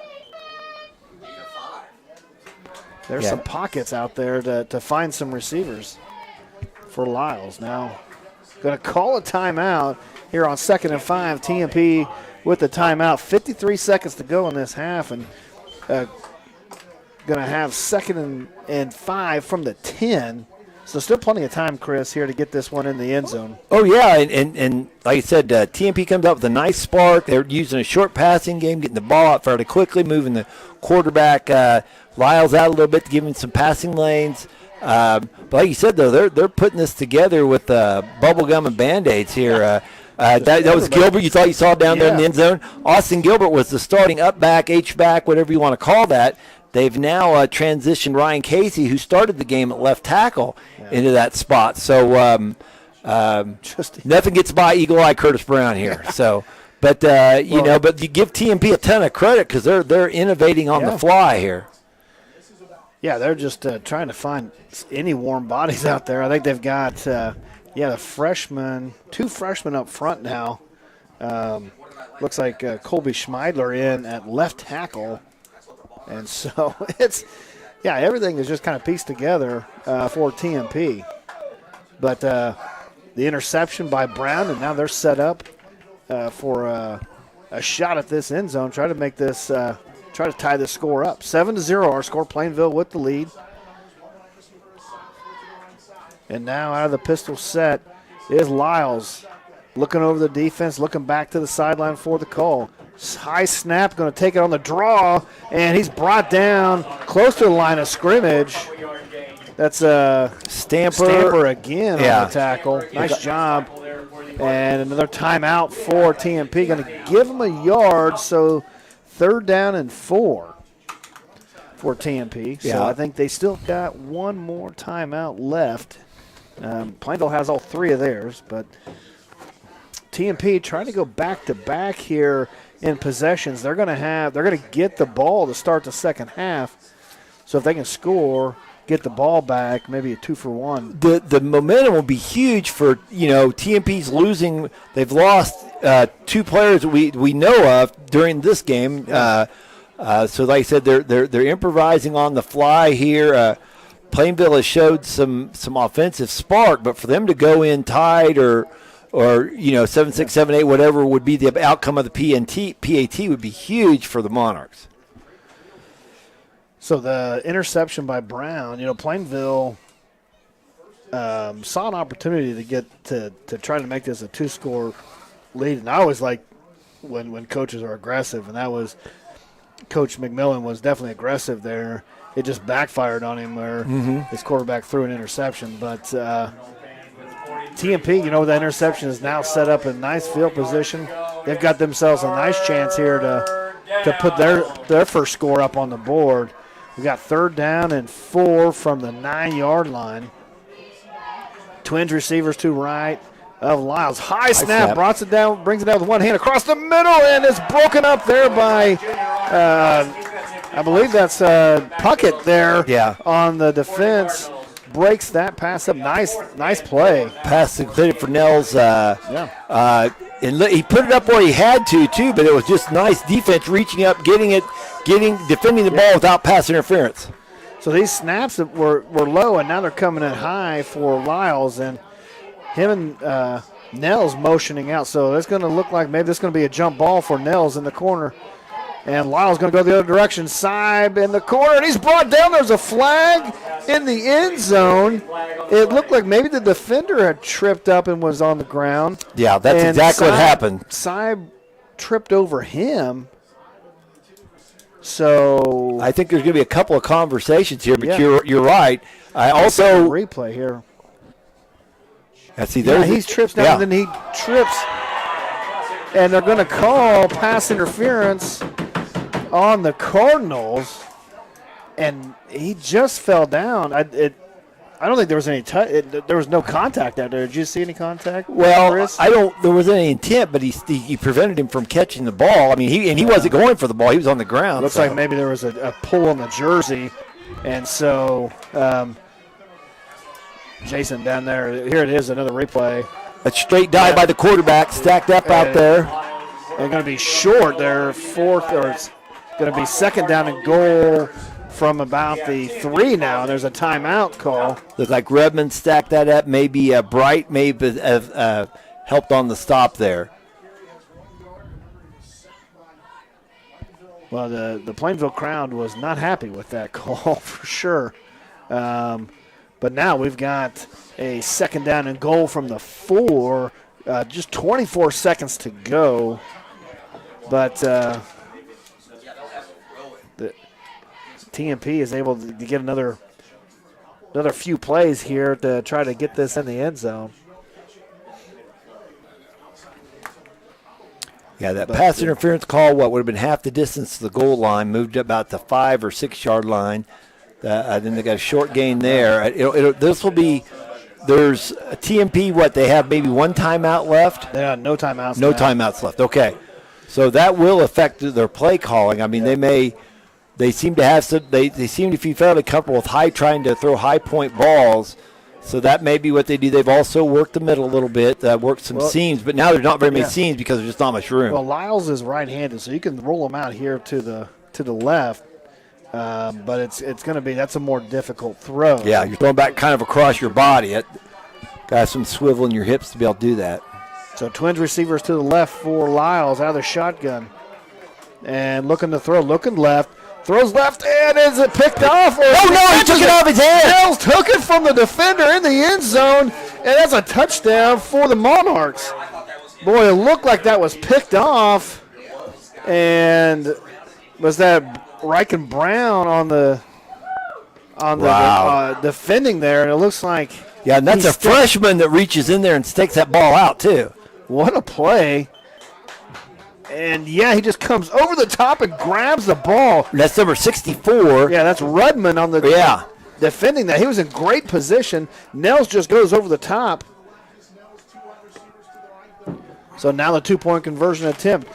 Rolling right is Lyles. Throws across the middle. He's got Puritan. Did he make the catch? He's in for the 2-point conversion, and TMP takes the lead 8-7. What a wild finish here at the end of this first half. Like I said, this is when the injury happened. TMP seemed kind of flat. Like I said, when we noticed they weren't warming up, and it was like, oh, this didn't look good. But when they came back out of the locker room, they've had some spark. So the 2-point conversion good. That was a nice designed rollout play for TMP. They had 2 guys out there and only 1 defender for the Cardinals. And Puritan hauls that 2-point conversion in for the score. 8-7 our score. TMP now on the lead. So this, if they're able to hold on, they're going to finish runner-up to Smith Center in this district. Plainville going to go all the way down to 4th place. So just like that, Chris, just back and forth. You're hosting playoff. Now you're on the road in playoff. So this is some pretty wild back and forth stuff here. Like I said, 16 seconds left. I'm guessing this will be a gimmick kick if it were me, but I would think so too. I think they're not going to risk it. Back deep is Puckett and Bright for the Cardinals. Let's see what they. That's Lyles to kick. Yeah. Lyles tees this up, and he's going to kick this deep. Nice kick. Well, if you put it in the end zone, Yep, and there's the touchback. So don't need a gimmick when you put it in the end zone. And, Lyles, he averages 52 yards per kickoff, 11 touchbacks on the year. So pretty good leg. Yeah, definitely. And this is a situation where not any wind tonight, so you can't say, well, either way. Yeah, so that was a big score for TMP. Not only did they take the lead, but they get the ball second half. Yes. So yeah, they deferred to start the game, and that's why a lot of coaches like to do that, steal an extra possession.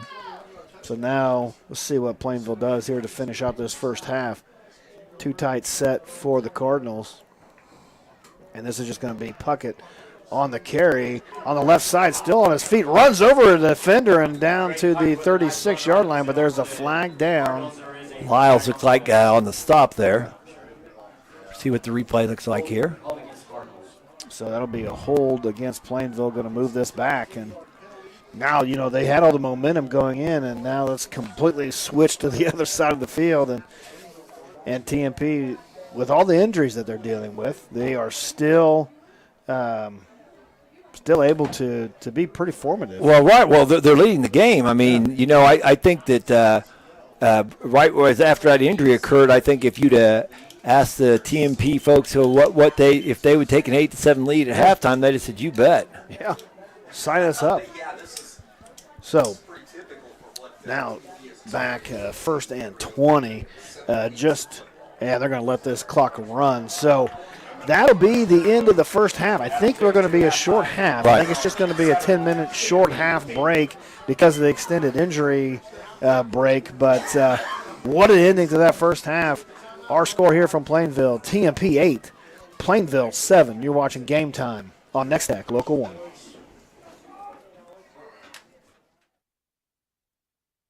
We believe investing in our community is how we make a lasting impact. It's about more than just providing wireless services. We believe in rolling up our sleeves and working side by side with local organizations. Whether you're sharing cherished moments, staying updated on trends, or exploring your surroundings, we're there to keep you connected. Nex-Tech Wireless. We are Kansas.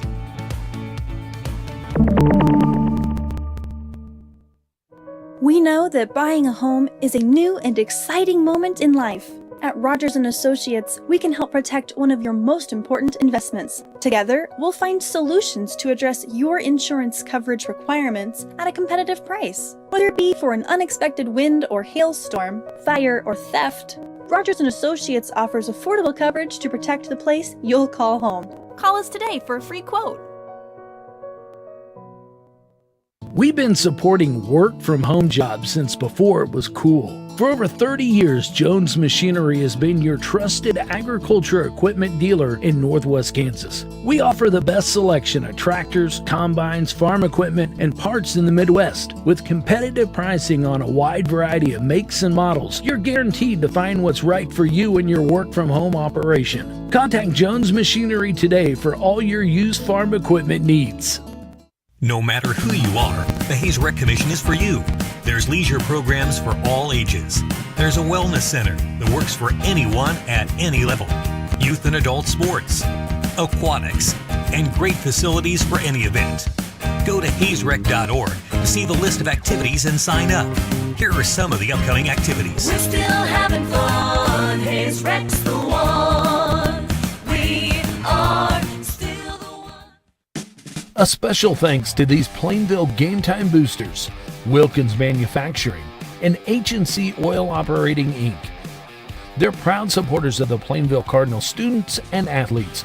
Go Fight Win from Stahl Products, Mr. K's Food Town, and Professional Fire Equipment, longtime full-season booster of Nex-Tech Game Time.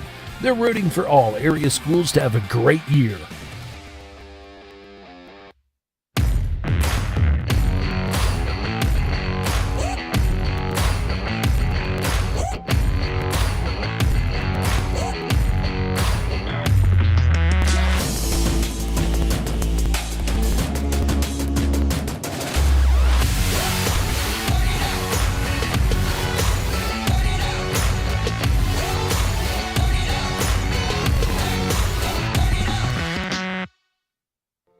Here at Mapes & Miller, we take care of your finances, allowing you time to take care of your business, farm, and personal lives.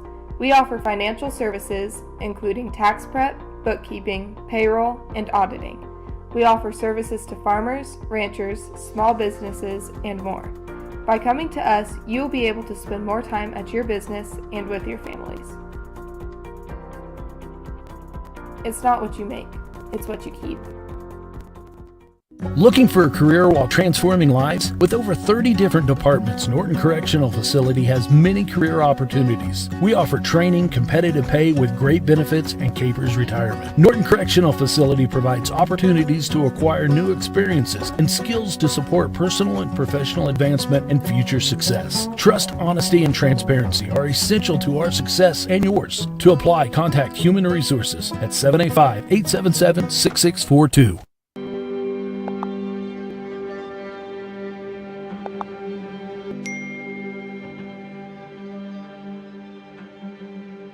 Suicide is the second leading cause of death for kids. That's why I rely on Bark. Built by parents, for parents.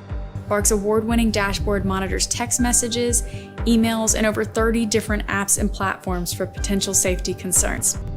Hey, can we talk? Okay.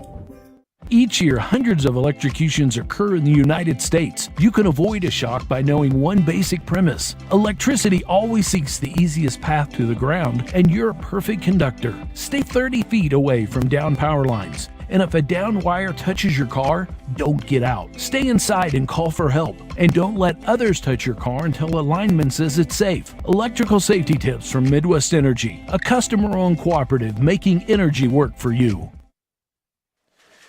Good evening. Welcome back to Game Time on Nex-Tech Local 1, where we are at halftime here from Plainville. Our score, TMP 8 and Plainville 7. And, Chris, what an ending there on the second half. We had a big delay, a big injury delay where we had an ambulance came out and attended to one of the TMP Monarch players. We had to wait till they came back. Once they came back, TMP, with an interception from Alder Brown, set up their scoring drive, short drive, and Lyles was able to hit Nels in the end zone, and then the two-point conversion good as Lyles hit Puritan for that two-point conversion. That's how TMP scored 8-7 at half, but kind of a weird first half. Oh, yeah. Yeah, like I said, the first quarter went really fast. No incompletions, nobody stepping out of bounds. Only one possession each team. Second quarter slowed down a little bit. Like I said, the Plainville took the lead at 4:37 left in the second quarter on a pass from Dentino to Brewster, an 18-yard pass. Easton did her with the PAT. And at that point, and then we had the injury right after that on the next kickoff. Yeah. So, it was like it had been real easy for the Monarchs to kind of have their dauber down, but they came back out. Plainville got the ball, and then, like I said, threw the pick, and there was also a pass interference penalty that the locals didn't appreciate much. But I'm not sure what else. I mean, the only thing I thought there might have been any controversy, well, it was catchable or not. But, I mean, but he clearly took his feet out. So, yeah, and so, that moved the ball up to about the 5, and then Lyles to Puritan for the PAT touchdown was a pass to Mells. And Nels took that ball right out of Rudman's hands. Yeah. And Rudman's no small kid either. I mean, he's 6 foot, 195-pound junior. So solid play by the lanky freshman. Monarch freshman, yes. It was a great play. He just went over the top and took that ball away from the Plainville Cardinal defender, and it was a great play on the score. And so, TMP, they had, it looks like Austin Gilbert's out. They've just continued to deal with injuries, but have found a way to scratch a score. And now they're up 8-7. And so this game, combined with the other two games in this district, we had Smith Center all over Syracuse. I think it's 50-0 last time we've seen, and then Oakley on top of Stanton County, 42-6, the last score update that we got there. So with those scores, it looks like Plainville, if they win, they're going to win the district. If they lose, they're going to finish fourth. Right. TMP, if they win tonight, if they hold on to this lead, they'll finish runner-up to Smith Center in the district. But if they lose, they're going to drop down to third. Right. So really, for Plainville, quite the contrasting yes, scenarios. Well, for like I said, them. and yes, the drop from first, fourth, not only that, I mean, just the idea that you might have hosted probably a pretty good chance of hosting your first round game if you win. If you lose, you're almost certainly going to be traveling. And you're going to get a district champion, probably. Yes.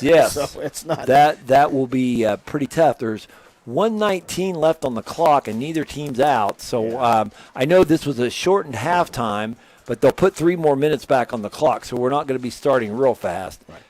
So let's take a look at some of the scores then on our scoreboard, try to get you updated on some of those scores going around the area. And boy, still just not a lot of updates here. Right. On this Otis Bison finishes off Chase 62-6.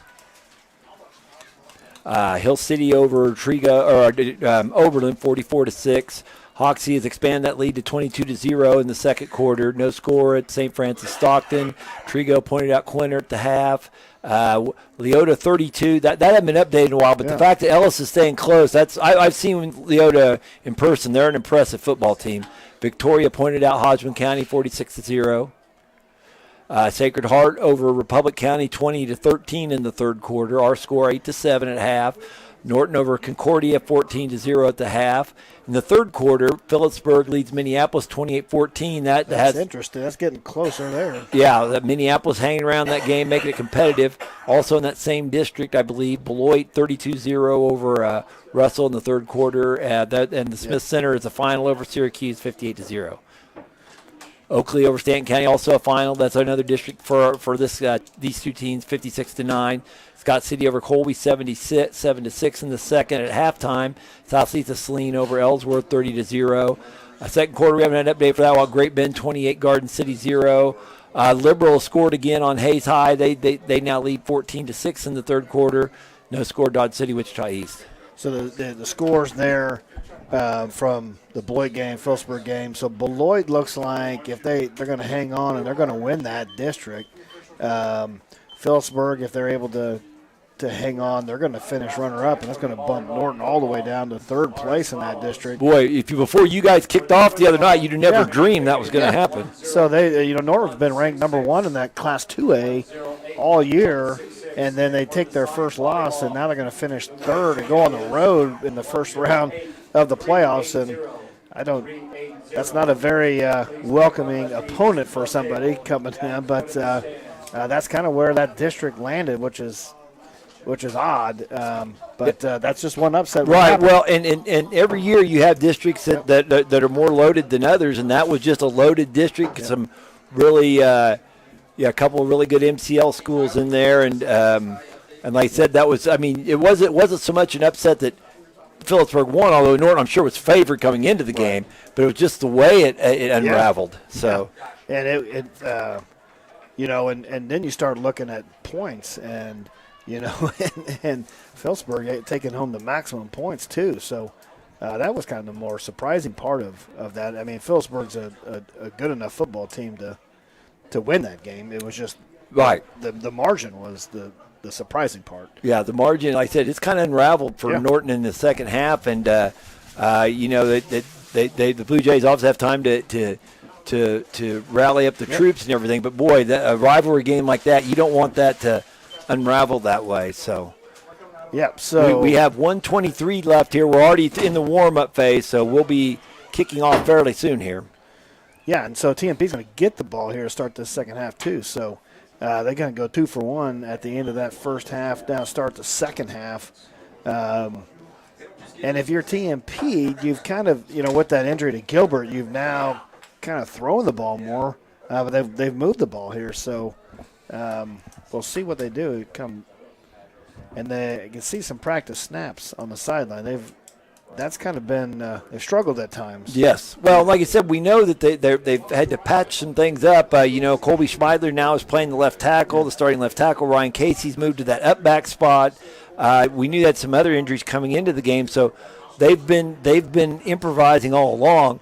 It'll be really interesting to see if Plainville really tries to crowd these receivers a little more, maybe be a little more physical with taking away some of those seam routes they've been hit over the middle. They've kind of hit on the hat. They've kind of worked the hashes some.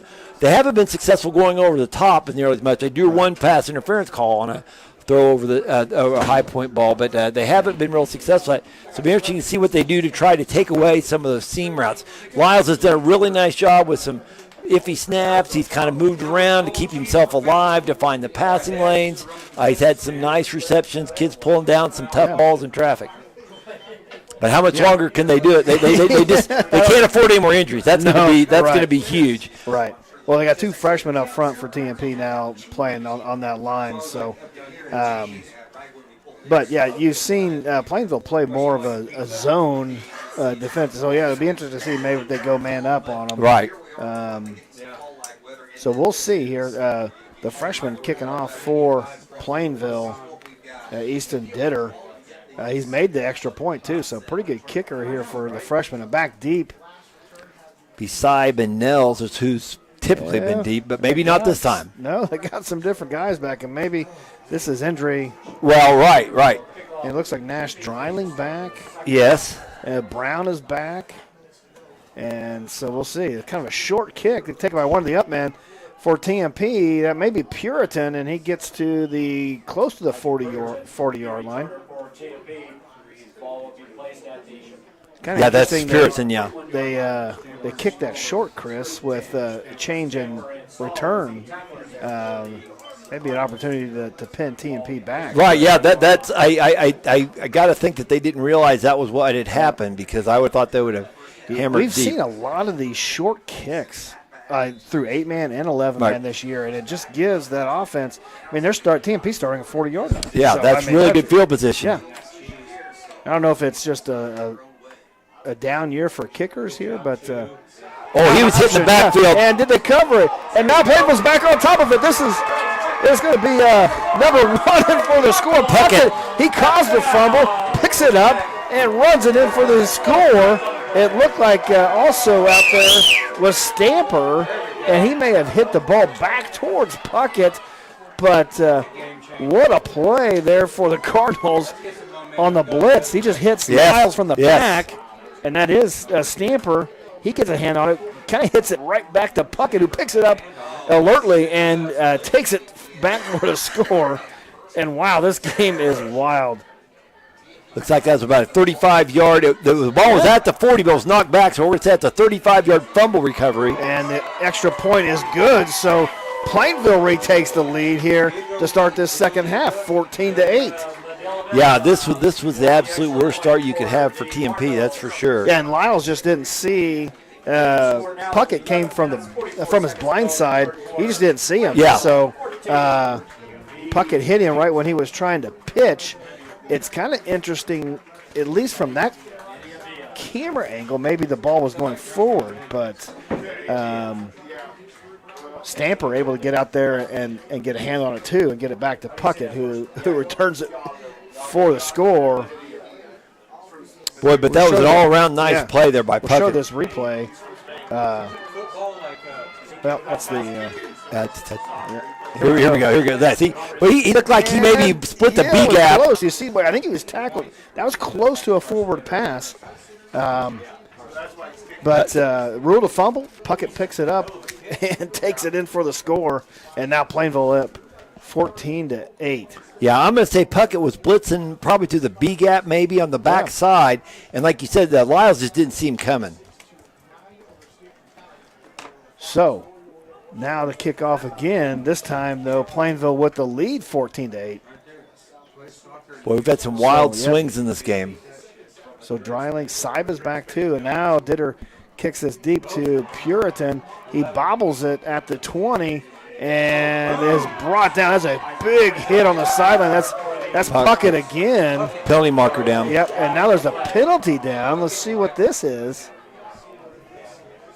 Big hit at the 20-yard line. Let's see this.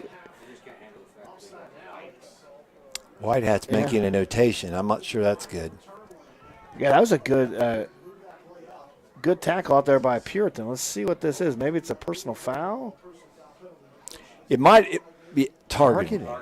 Wow. So a targeting call. That looked like I don't know. I'll have to see another replay. I didn't see that. Mm-hmm. It must have been on Puckett, so we'll see this. The personal foul will give 15 yards to TMP, and that was interesting. I didn't see that on the replay. It didn't look like the hit was high. No, it didn't. I thought there might have been some talk after the play. Right. That was what it was going to be. I didn't expect targeting. So we'll try to get this replay back up. Here we go. And here's Puritan on this.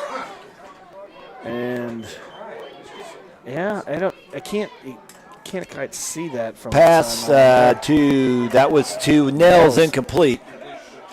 So the targeting call cost 15 yards for Plainville. That was a close call, but they call it targeting, and now TMP, after the incomplete pass, will have a second down and 10 from the 35-yard line. Now Lyles. Still in that real similar formation they've been using for most of the first half. Lyles looking to throw under pressure. Coming from the backside. He's brought down back. That looks like that's, is that Rudman back there? Yeah, that was. Or no, that's 54. That's Silas Luttrell. Yes. From his defensive end Good position. spot, yeah. Nice job of taking Lyles down from the backside. He just didn't even see it. Didn't see it, didn't feel the pressure. Yeah, and the up back, he stepped up in to take on a tackle there. And with only rushing 3 linemen, and like I said, he might he's used to playing left tackle. He's not used to playing up back, so he may not have read that the way they would have liked him to have read that either. So a big momentum swing here for Plainville. So that's 3rd down and 18. Lyles looking to throw. He's got his man across the middle that side, and he's going to be past the first down marker, and he's going to get the first down. Nice throw by Lyles to Seib for the first down. Brought down by Brewster, but easily a first down. Like they've done a nice job working that area between the hashes. Man, big hit as well from Rudman too, and Seib able to hang on to that reception. Big 3rd down conversion for TMP. Now 1st and 10 at the 48-yard line, and now another penalty on TMP. He's going to bring him back. And that's boy, the penalty yards are adding up here for TMP too. Yes. They had several holding, or not several, a couple of holding calls there in the first half. Plainville's played a pretty clean game, relatively speaking. Yeah. The big penalty for Plainville was in the end zone, the pass interference call. And now looking to throw, that's Puritan in the flat. He's across the 45, maybe back to the 46, 47, close to the original line of scrimmage. Looked like Riker Brown out there on the stop from his right corner spot. Yeah, like I say, get you back to the original line of scrimmage. Or maybe just a yard short, but by that, that's a little horizontal stretch there. They've been working the seams a lot between the hashes, stretch it both ways. Keep them on. So now 2nd down and 11 for the Monarchs. Still in this pistol formation. Rolling to his right is Lyles looking to throw across the middle. Is picked off. That is Roy Bright Jr. Just stepped right in front of the receiver for the interception. Yeah, and that's when a play develops that slowly, it gives that D-back a lot of time to cover back. I mean, he did throw it behind me. It wasn't poorly thrown. It's just a lot of time for that D-back to read what was happening, and Bright Jr. does a nice job. Yep, just steps right in front of that, in front of Nels for the interception. And now Plainville back on offense. Puritan on the tackle there, but 48-yard line. 2 tights for Dentino. Going to give the Puckett, and he's across the 50 down to the 47. So Braden Gilmore on the stop there for the Monarchs. He was pulled a little ways downfield, though. That's a hard to stop Puckett once he starts that forward momentum. Puckett's going to come out.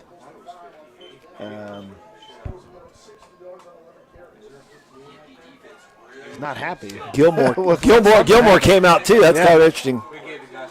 So 2nd down and 6 here from the 47. Dentino running the option, going to pitch off to Stahl, and Stahl gets to the 35-yard line, gain of 2 yards.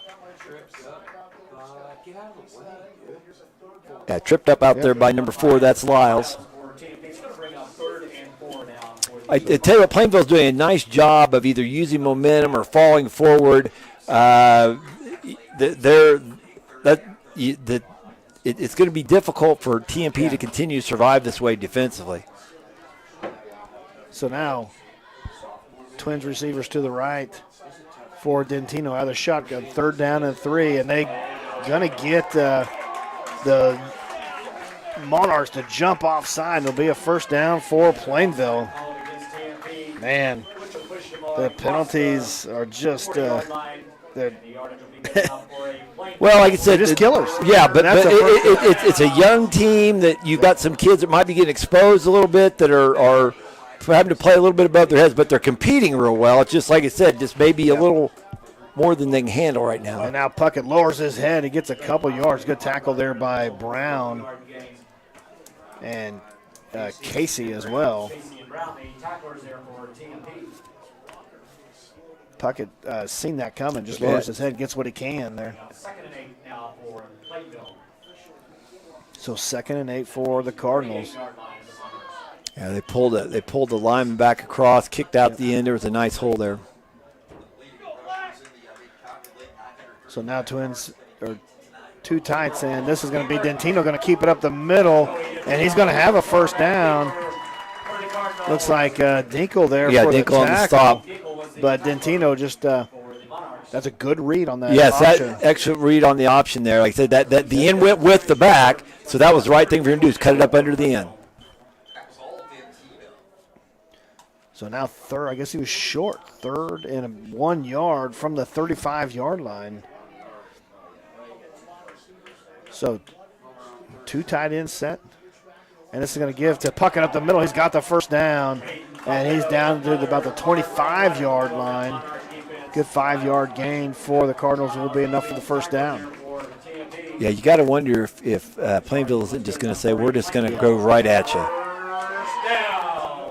Yeah, with the injuries TMP suffered, Plainville may just. Will Robinson on the stop there, but he was clearly the taker rather than the giver there.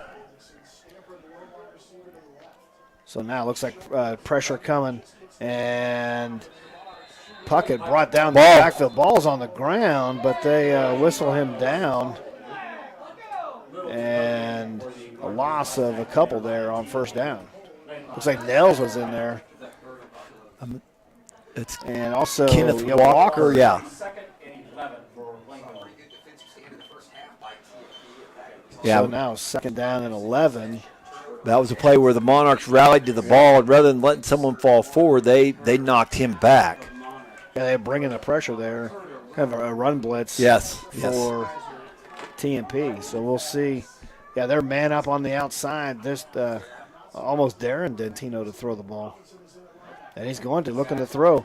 Play action. Dentino across the middle, throws it high. It's going to be picked off by Puritan. Boy, that pass just sailed on him. Mm-hmm. 2 Cardinal receivers out there as well, but Puritan with the interception. That's TMP's 3rd interception of the night. Yeah, watch the replay here. He kind of floated. Yeah, I'm thinking he was trying to hit that under receiver. Yeah, but that ball just well, and they sailed had 2 receivers in the same area. That's kind of an unusual thing to do because it was all.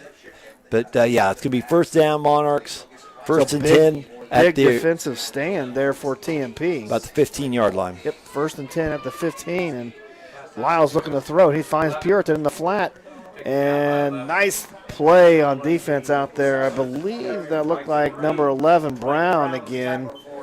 Good tackle, just a gain of a yard. Yeah, nice play out there by Brown.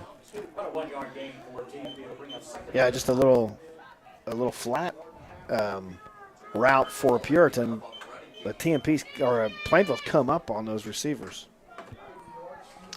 But you can see the slot is uncovered. Yeah, that is interesting. A lot of room.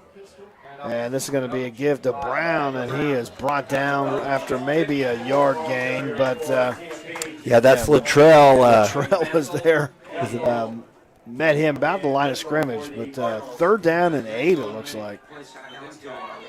Yeah, and this down and distance is not good for TMP because they seem to struggle a little bit with punting too. So,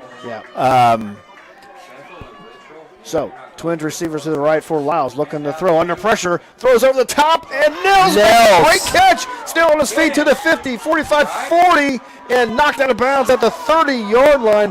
What a grab by the freshman, Grant Nels. yes, Puckett eventually knocks him out of bounds, but not only was a nice catch, but a nice run after the catch as well. Just goes and gets that ball. He's got a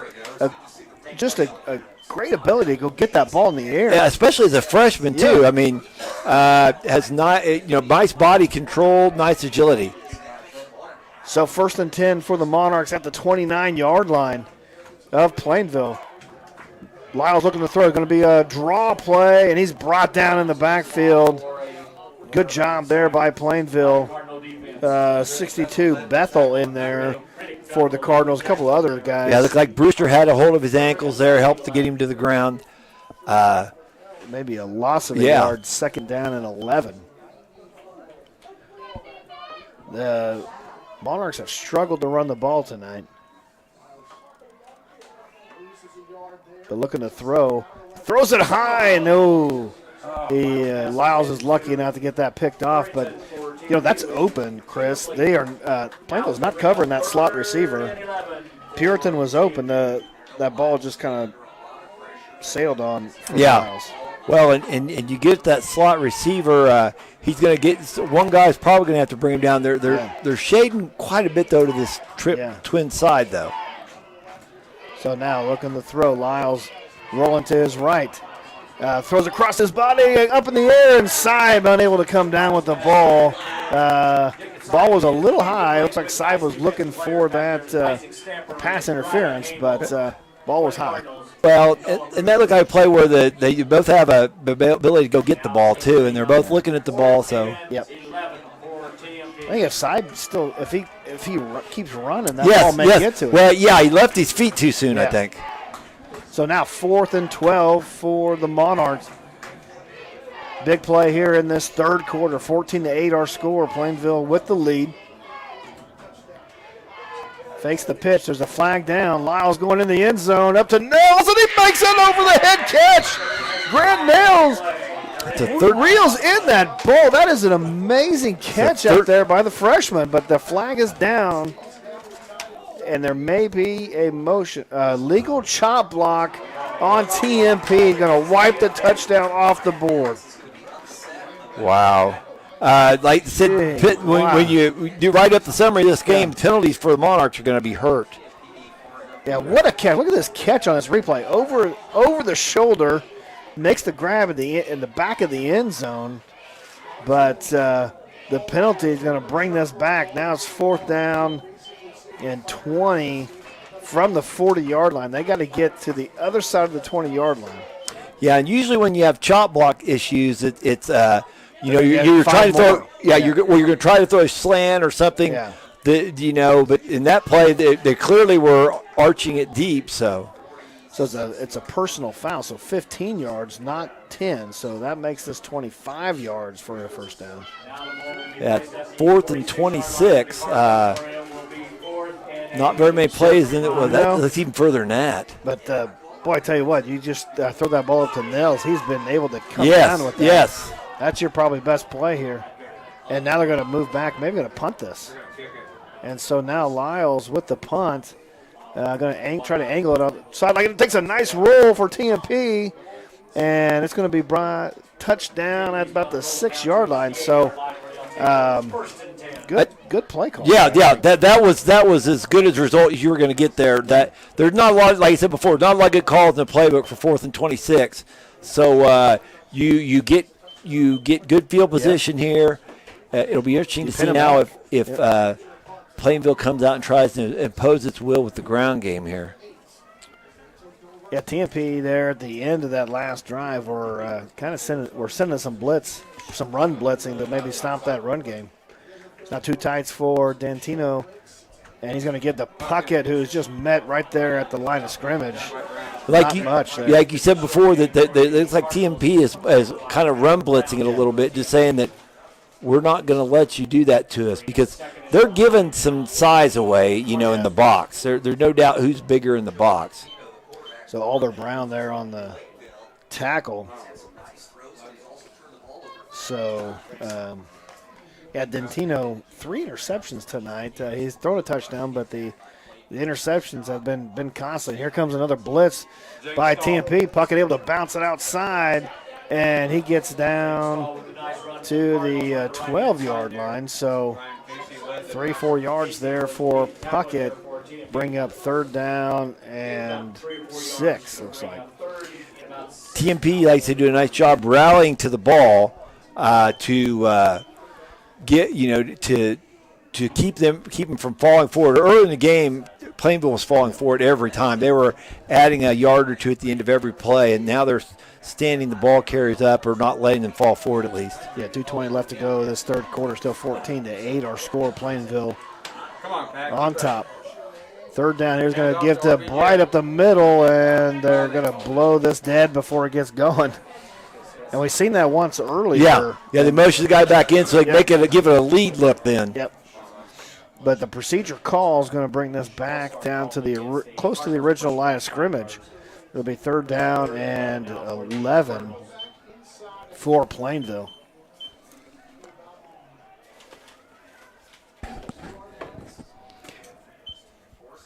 Yeah, I don't know.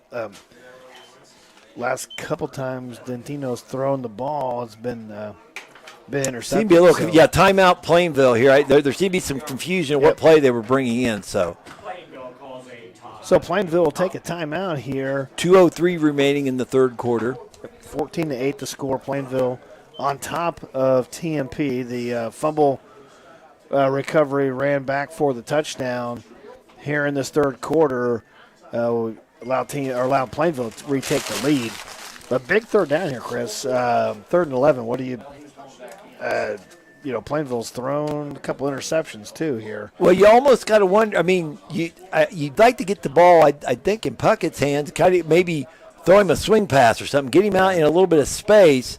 TMP's probably not going to run blitz this the way they have been before, so they might be able to account for that a little better. But maybe get him out in some space where. Make one of the, like I said, TMP in general is smaller, so make a smaller player make a play out in space. So or if you can, maybe you can catch them on the on the blitz and you hit them with a screenplay too. Sure. Well,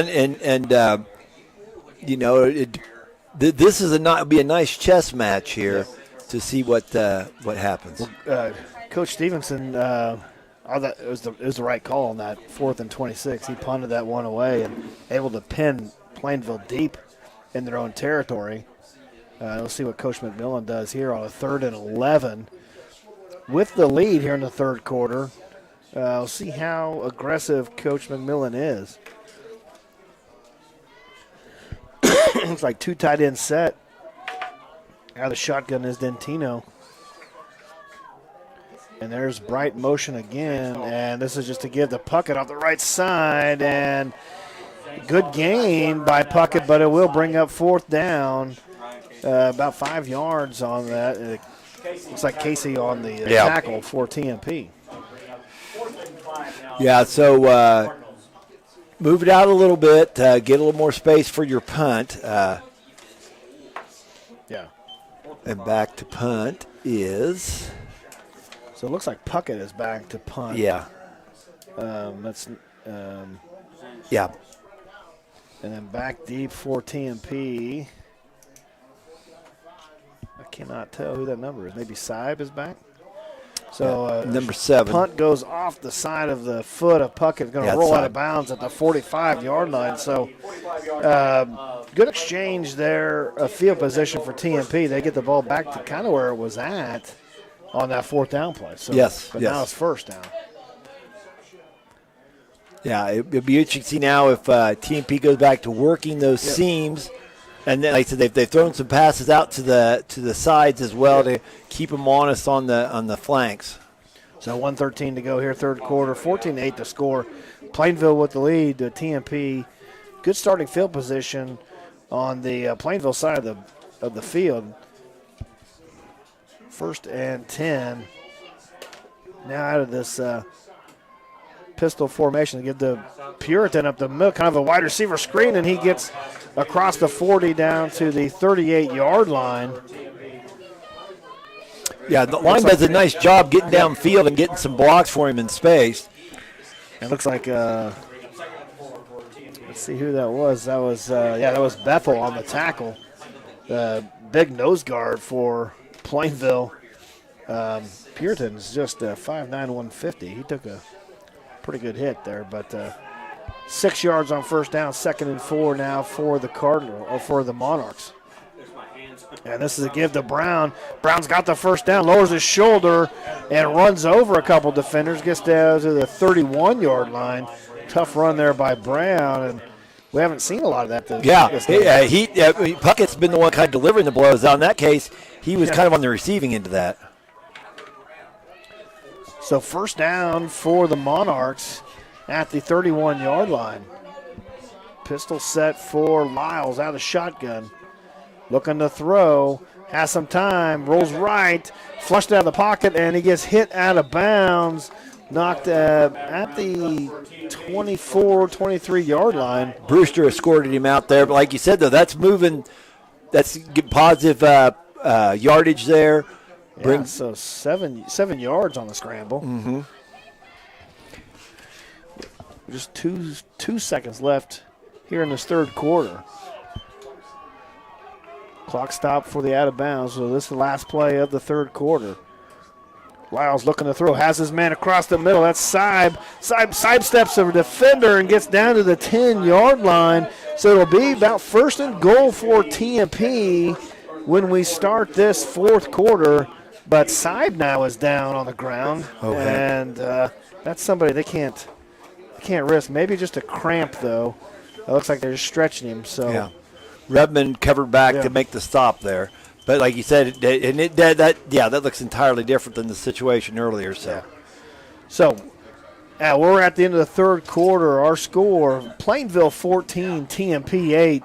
TMP, though, does have 1st and goal from the 10-yard line when we start this fourth quarter. So stay tuned. You're watching Game Time on Nex-Tech, Local 1. We've been supporting work-from-home jobs since before it was cool. For over 30 years, Jones Machinery has been your trusted agriculture equipment dealer in Northwest Kansas. We offer the best selection of tractors, combines, farm equipment, and parts in the Midwest. With competitive pricing on a wide variety of makes and models, you're guaranteed to find what's right for you and your work-from-home operation. Contact Jones Machinery today for all your used farm equipment needs.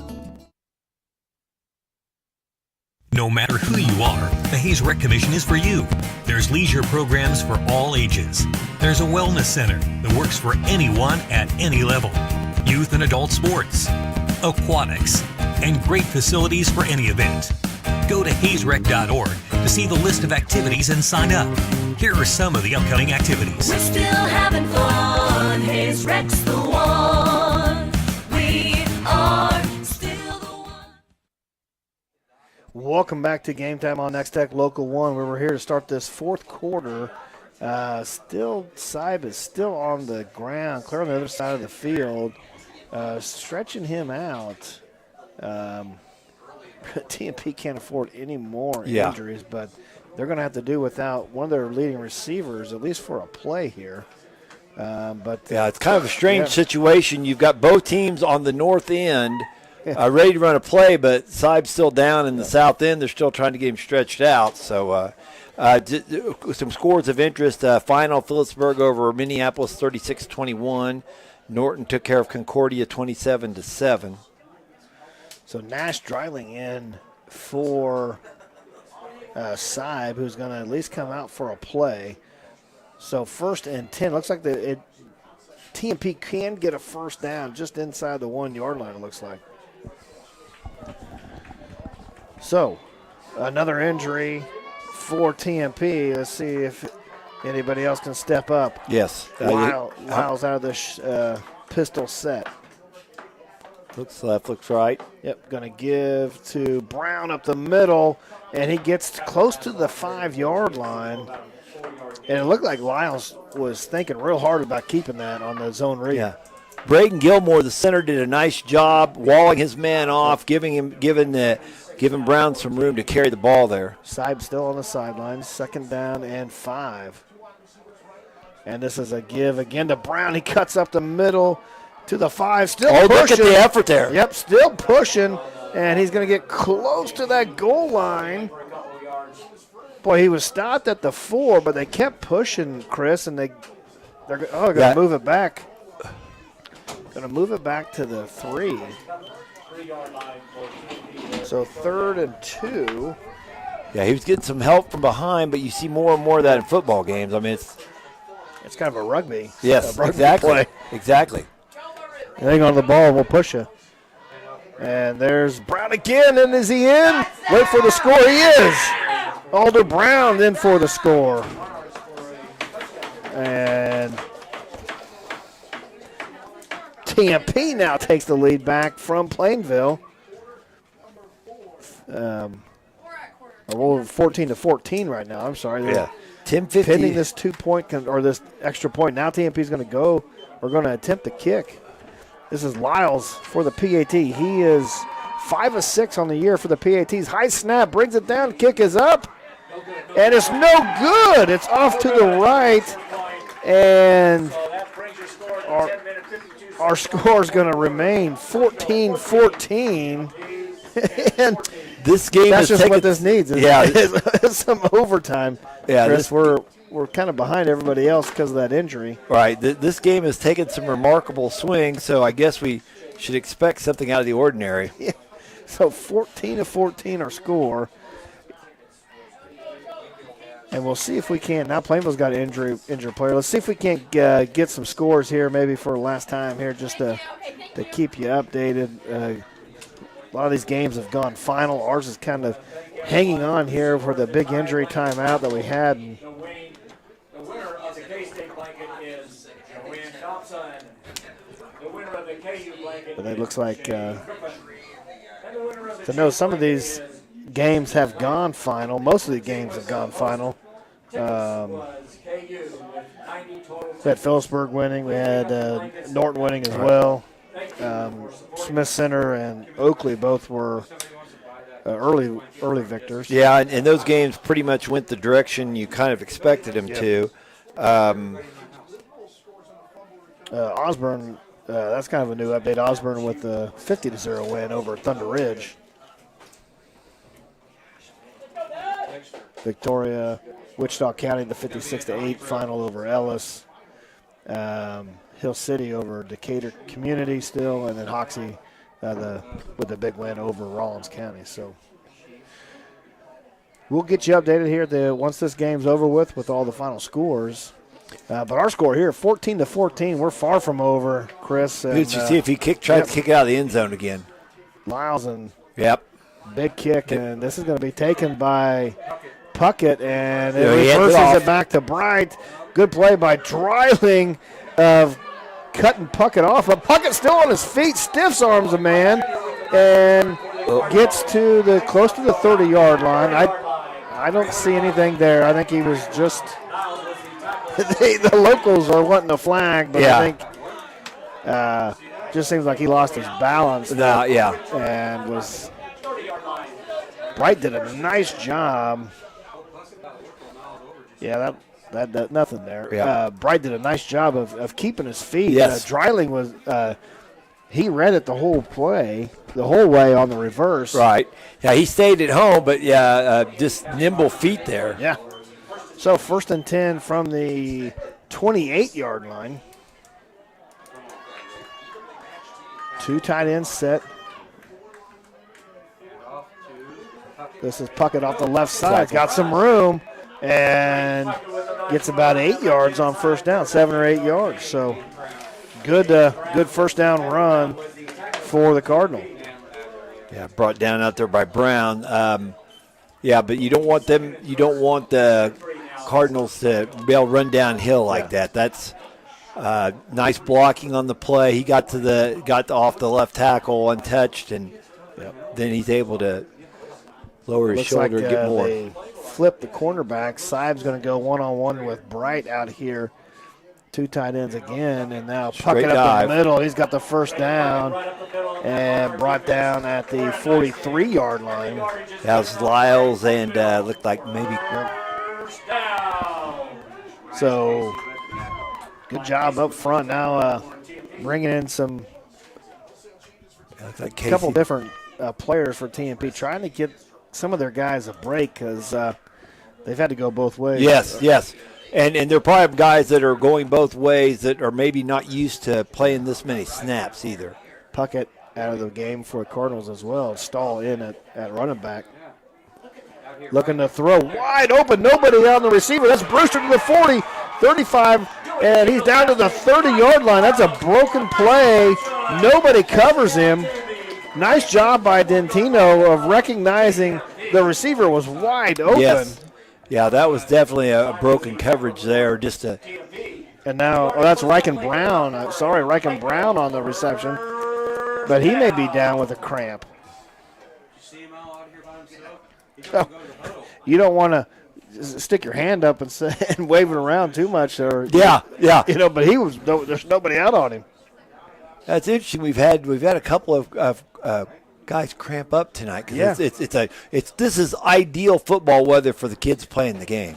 Yeah, absolutely. But a lot of these guys are going both ways, playing special teams, and so and it's a tough battle out there for sure. But Brown's still down, trying to stretch that out. Now they got to get him up off the ground, and so. Big reception for Riker Brown. Yeah, he's those cramps can hurt. Yes, they do. Yeah. There's nothing funny about that. 9:26 remaining in our game here. 14-all is our score.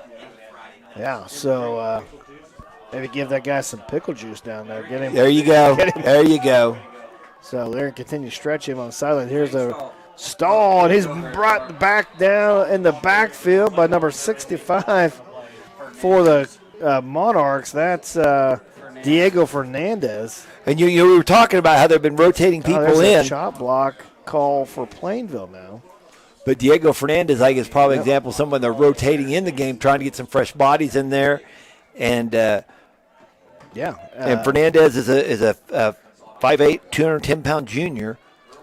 So now you have the personal foul chop block.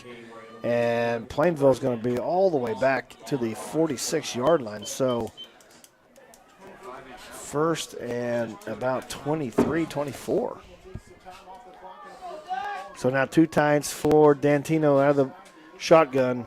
He's going to roll to the left under pressure and just gets the ball away, and it's knocked down. Good pressure there applied by the Monarchs. Intended out there for a Ryan Hamel. But like I said, he did a nice job scrambling out, getting himself space, but didn't find anybody open and had to just pitch it out there. So second down, 24. Brewster coming in for the Cardinals.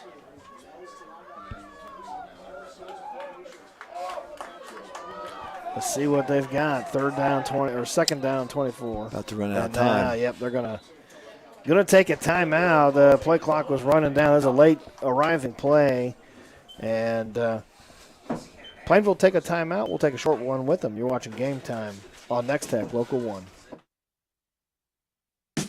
A special thanks to these Plainville Game Time boosters, Wilkins Manufacturing, and H&C Oil Operating Inc. They're proud supporters of the Plainville Cardinals students and athletes. Go Fight Win from Stahl Products, Mr. K's Food Town, and Professional Fire Equipment, longtime full-season booster of Nex-Tech Game Time. They're rooting for all area schools to have a great year.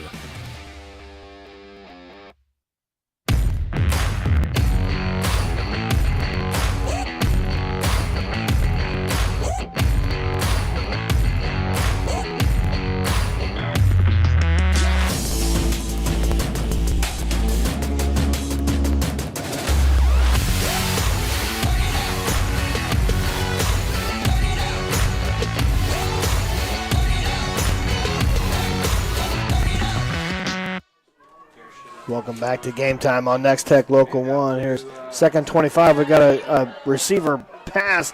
Bright didn't find anybody open and just gets what he can. A good job of covering out there. It looks like, is that Puritan out there? A nice coverage, though. Yeah. Lyles forces him out of bounds. But, yeah, you're right. They did a nice job not falling for any of the razzle-dazzle on that play. Bright gets about 10, so third down 15 here for Plainville at the 38-yard line of TMP. So makes that a more manageable down and distance. Definitely looking at two plays here. Setting up the screen, have the puck up the middle, breaks a tackle to the 40, 35, 30, and lowers his head, is still on his feet, crossed the 20. They're going to say he stepped out of bounds at the 23-yard line. But what a play there by Puckett, and now this is going to be a 4th and 3. Puritan and Colby Schmeidler on the stop there, but he was definitely laying the wood to some people. Steps out of bounds. Yeah, stepped out of bounds probably before Schmeidler got there. But so now 4th and 3 for the Cardinals at the 23-yard line. So big play in this ball game. Monarchs have got to rally to the ball hard here right now. Let's see if they bring a run blitz. We haven't seen one of those in a long time. Now kind of overloading the left side. Right. And they are showing blitz, and now they moved, and who moved, though? It looked like both guys moved, but maybe it's going to be on the Cardinals. Let's see what this call is. Both lines moved. Here's the white hat, and it's going to be offsides on TMP. Going to give Plainville the first down. Yeah, that's a huge penalty there. And the penalties have really plagued a fine Monarch effort tonight. So that'll move the ball to the 17-yard line, and 8:38 to go in this ball game. We're all tied up at 14. Now Twins receivers. Bright's going to be in motion. And kind of a broken play. Tino, though, going to get what he can. Gets to the 10, 5, and knocked out of bounds at the 2-yard line. They're going to say he hit him out of bounds. Going to fly there. And that'll be just a couple yard penalty, but it will be a first down. Yeah, 8:30 remaining in the game here. That was close to the sideline. Let's see. Yeah, that's a bang play too. They called a late hit on Nels. Will be a first down for Plainville at the 2-yard line. TMP, that yardage was good enough for a Cardinal. Boy, you got that looked like a broken play at the team. Yeah, because it looked like it was power going to the left, and he reversed. I don't know if they were going to try to swing a pass out behind that or he's just going to run it. But, yeah, he clearly reversed field, and that was what he had to do. But be interesting now to see if TMP sells out right here at the line of scrimmage. First and goal for Plainville at the 2-yard line.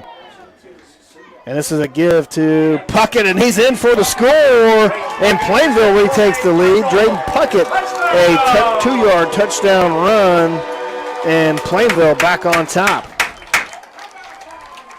Good drive there by Plainville. Boy, that the offsides penalty on TMP did them in, and Plainville able to cash in with the 2-yard touchdown run by Drayden Puckett. Did her on for the PAT kick here.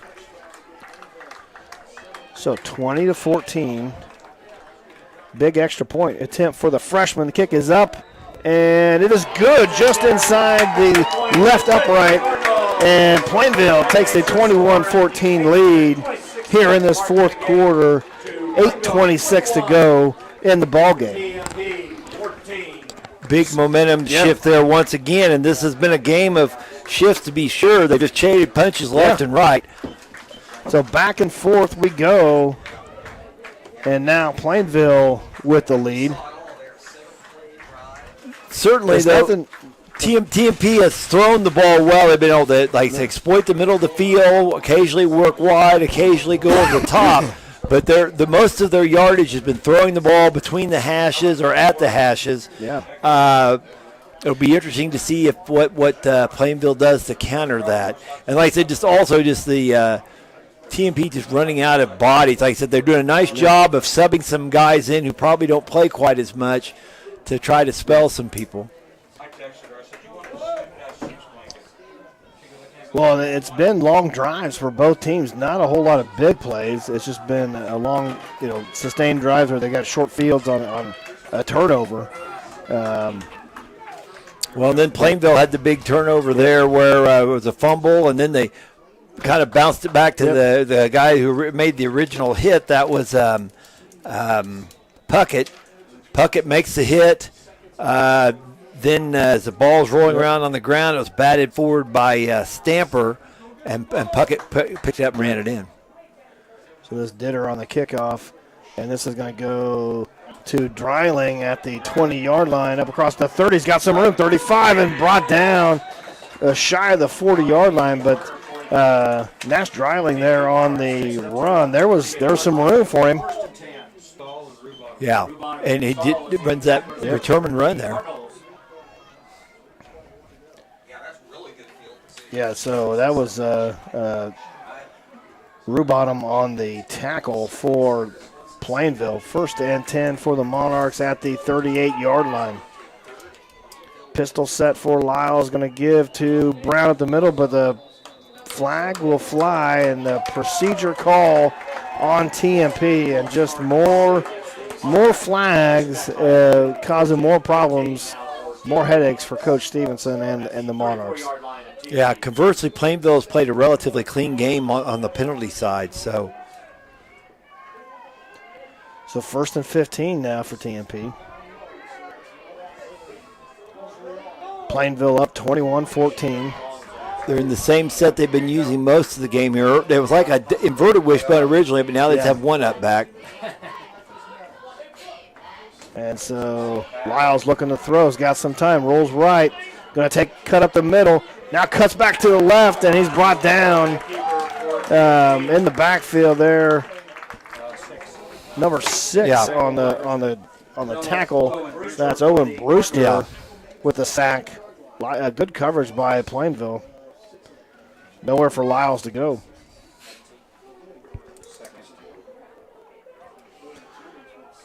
So 2nd down, 15, maybe 16.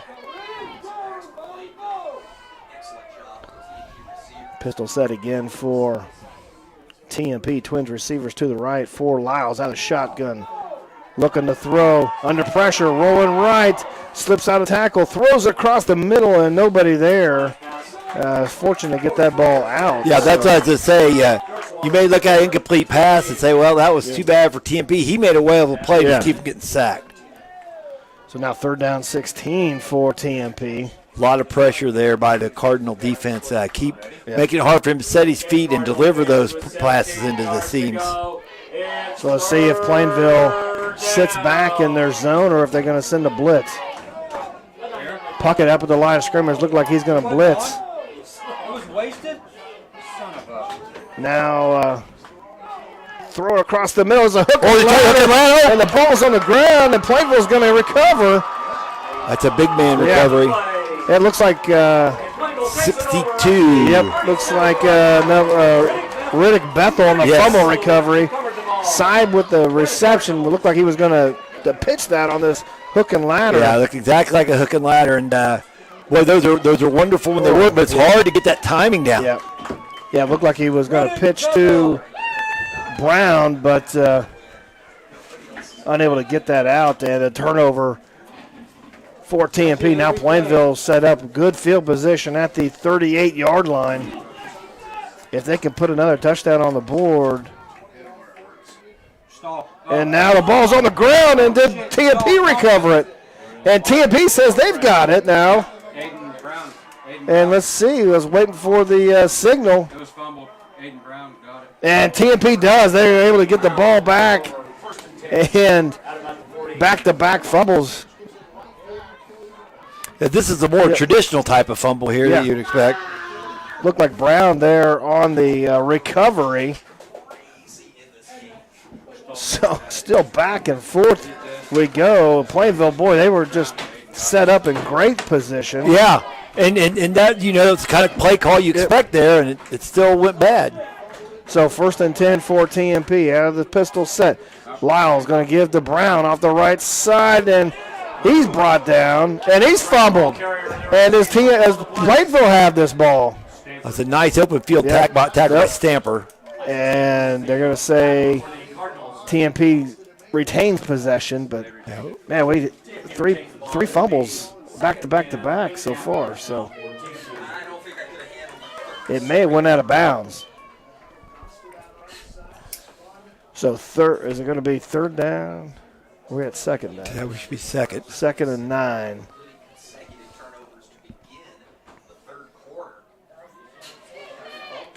So 2nd and 9 for TMP at the 42-yard line. Lyle's got some time, looking to throw, going to roll back left. Here comes the pressure and just throws out of bounds. Yeah. Smart move there by Lyles. Yeah, Lyles has shown a lot of moxie tonight, whether it's scrambling around to find throwing lanes, squirting out to avoid a sack, or in that case, there's nothing there, floated out of bounds. So 3rd and 9 now for TMP at the 41-yard line. Here in this fourth quarter, 21-14, Plainville with the lead. 6:25 to go in the ball game. Twins to the right for Lyles. Looking to throw up across the middle, goes deep, and miscommunication, I think, between him and the receivers. Yeah, him and Saiba were not on the same page. Saiba shortened the route more than what Lyles was throwing. So, and that's not uncommon because now a lot of times you're reading the coverage.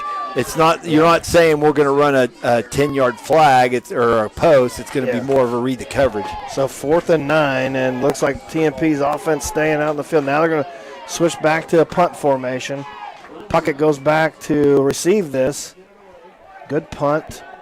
And it's going to roll out of bounds at the 23-yard line. So Coach Stevenson going to lean on his defense here. Yeah. That's another thing Lyles has done a nice job with tonight. He's handled a wide variety of snaps. And as someone who's done some snapping, that's a lot harder job than people realize. But on that one, he had to field a pretty high one. That's kind of the nobody recognizes you until you mess up. Yes, exactly. You could have 99% good snaps, and everyone remember the 1%. Yeah. So 1st and 10 for the Cardinals at their 23-yard line. Twins receivers to the right. This is going to be Puckett. Going to go to the right this way. He's got some room. 25, 30. He's got a lot of room. 40, 45. Knocked out of bounds at the 50-yard line. Boy, there was 49, so big run there by Puckett. There was all kinds of room on that play. Let's see if somebody sees. Well, we can't really see anybody sealing it down. There's a wide receiver getting a nice block downfield. And you see the speed of Puckett when he gets to the outside. Yes. So big play there by Plainville. 1st and 10 at the 49 now of TMP. Puckett's kind of limping off now like he's cramping or something. Oh, no, maybe not. Tell him to get back in there.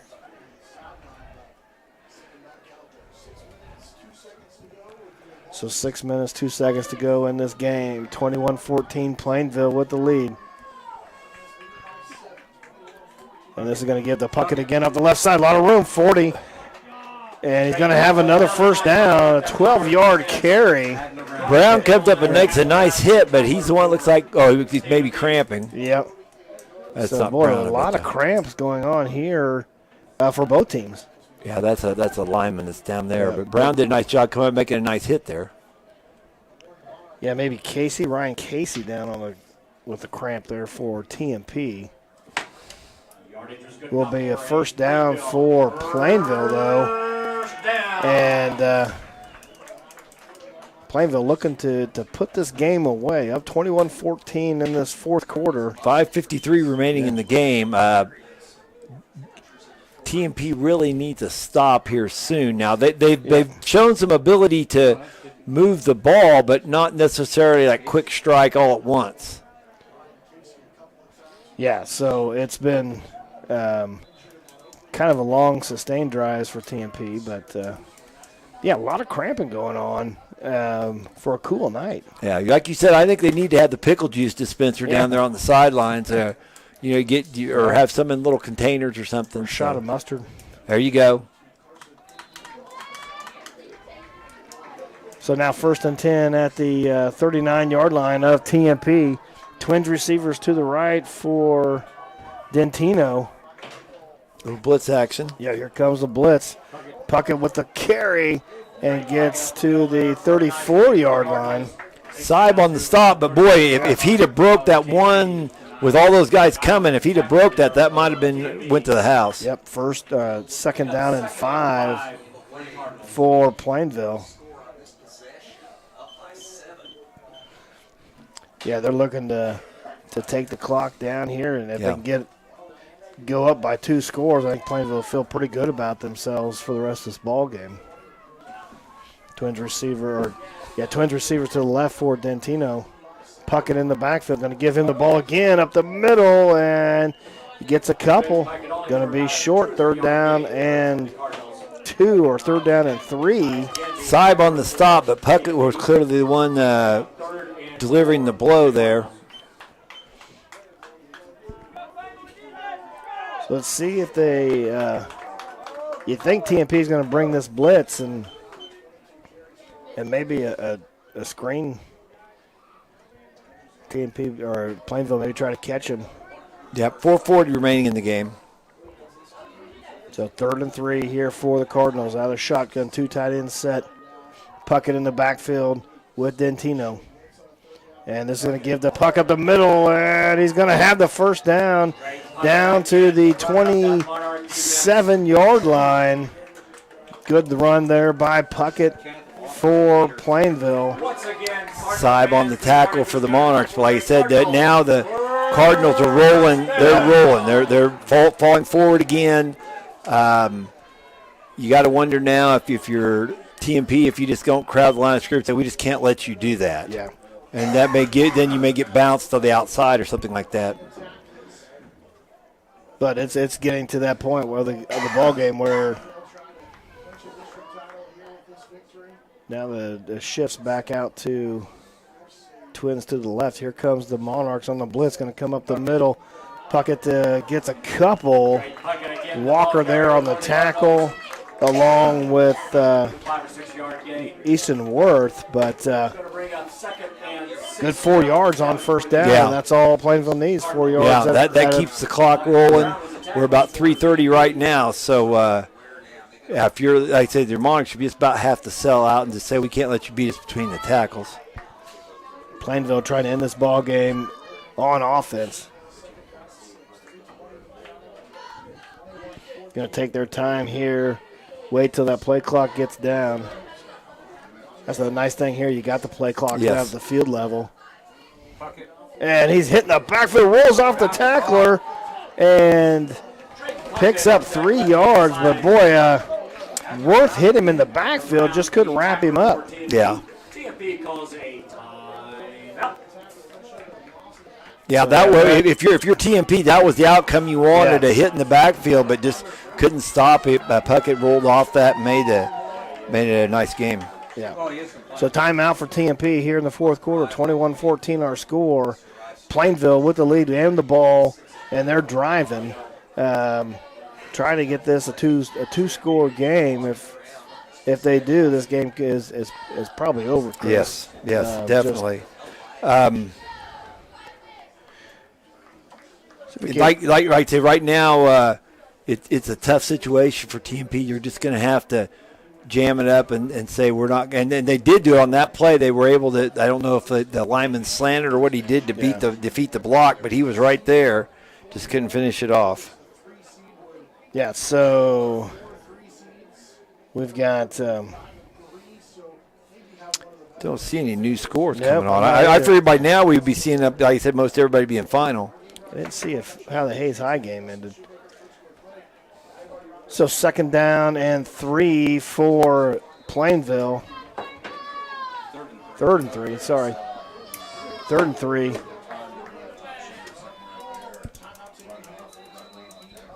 And so now we've got a procedure penalty against Plainville. That's a big call, big penalty.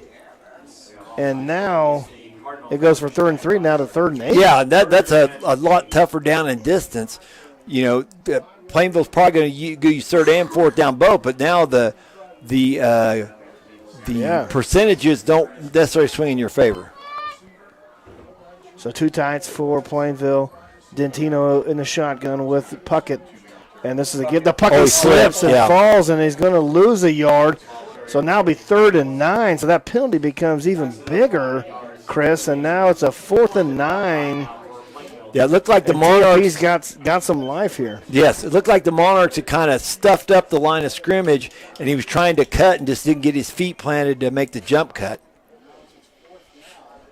So now a big decision. Do you send pressure if you're Stevenson? 4th and 9, I don't think I'd want to send too much pressure.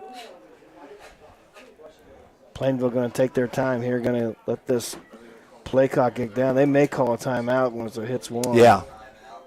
And that way you can make sure that you execute not just use as much time as possible, execute what you want. 2:15 left from the game. Yeah, this whole drive has been Puckett. They've just given him the ball and let him get what he can. Well, remember that he tried to take himself out there at one point because get back in there and go again. Yeah. So big 4th down coming up, 4th and 9 for Plainville. And TMP, they need to stop here if they want to stay in this ball game. And if you do send some pressure, it may be more of a not so much a run blitz, but we're trying to penetrate to get further into the backfield. Because I do think, right, Curtis, if you were implying that you've got to stay aggressive. You can't because aggressiveness is what's kind of stopped this drive. I don't know if Plainville's going to take a chance. They may just give it to Puckett and try to, if he can get 9, get 9. If not, you've got TMP pinned down there deep and not going to take the chance, because if you throw the ball, TMP's came up with 3 interceptions today, so that's a risk. Yeah. Well, Puckett's perfectly capable of getting 9 yards. Right. Too. Well, but I'm wondering too, though, is you could call a sweep or something like that, where you try to get to the perimeter and seal off some of that interior pressure. So 4th and 9 here for the Cardinals. They're going to bring 2 tights into the ball game. Out of the shotgun is Dentino. Puckett to his side, looking to throw, going to put the ball in the air, and he's found his receiver Bright at the 8-yard line. What a throw by Dentino, and what a call by Coach McMillan. Yes. Well, that looked like something out of the TMP playbook. You're working that area between the hashes there. Nice catch by Bright Jr. He catches that ball with his hands. He doesn't let that come to his body. Yes, don't take a chance on bouncing off a pad or something. Yeah, it was a nice hand catch. That's what you want. That's how you want kids to catch the ball. So 150 left in the game. 1st and goal at the 7-yard line. And this is Puckett up the middle, and he gets a couple. Gets a couple to the 5. First hit by Kenneth Walker. And TMP is going to take a timeout. We'll take one with them as well. Our score, Plainville 21, TMP 14. You're watching Game Time on Nex-Tech Local 1. Here at Mapes & Miller, we take care of your finances, allowing you time to take care of your business, farm, and personal lives. We offer financial services, including tax prep, bookkeeping, payroll, and auditing. We offer services to farmers, ranchers, small businesses, and more. By coming to us, you'll be able to spend more time at your business and with your families. It's not what you make, it's what you keep. Looking for a career while transforming lives? With over 30 different departments, Norton Correctional Facility has many career opportunities. We offer training, competitive pay with great benefits, and capers retirement. Norton Correctional Facility provides opportunities to acquire new experiences and skills to support personal and professional advancement and future success. Trust, honesty, and transparency are essential to our success and yours. To apply, contact Human Resources at 785-877-6642. Welcome back to Game Time on Nex-Tech Local 1. There's second down and goal play for Plainville from the 5-yard line. And this is to give the Puckett up the middle, and he's gets a couple down to the 4, it looks like. And another timeout call from TMP.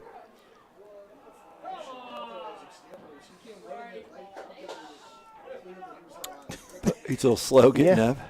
Yeah, Puckett's slow getting up, and he looks a little bit hurt, and the crowd wasn't happy with that. I don't know if that stops the clock here at 1:34. Yeah, I think they have. Yeah. He's still not off the field yet. So that saves TMP a timeout.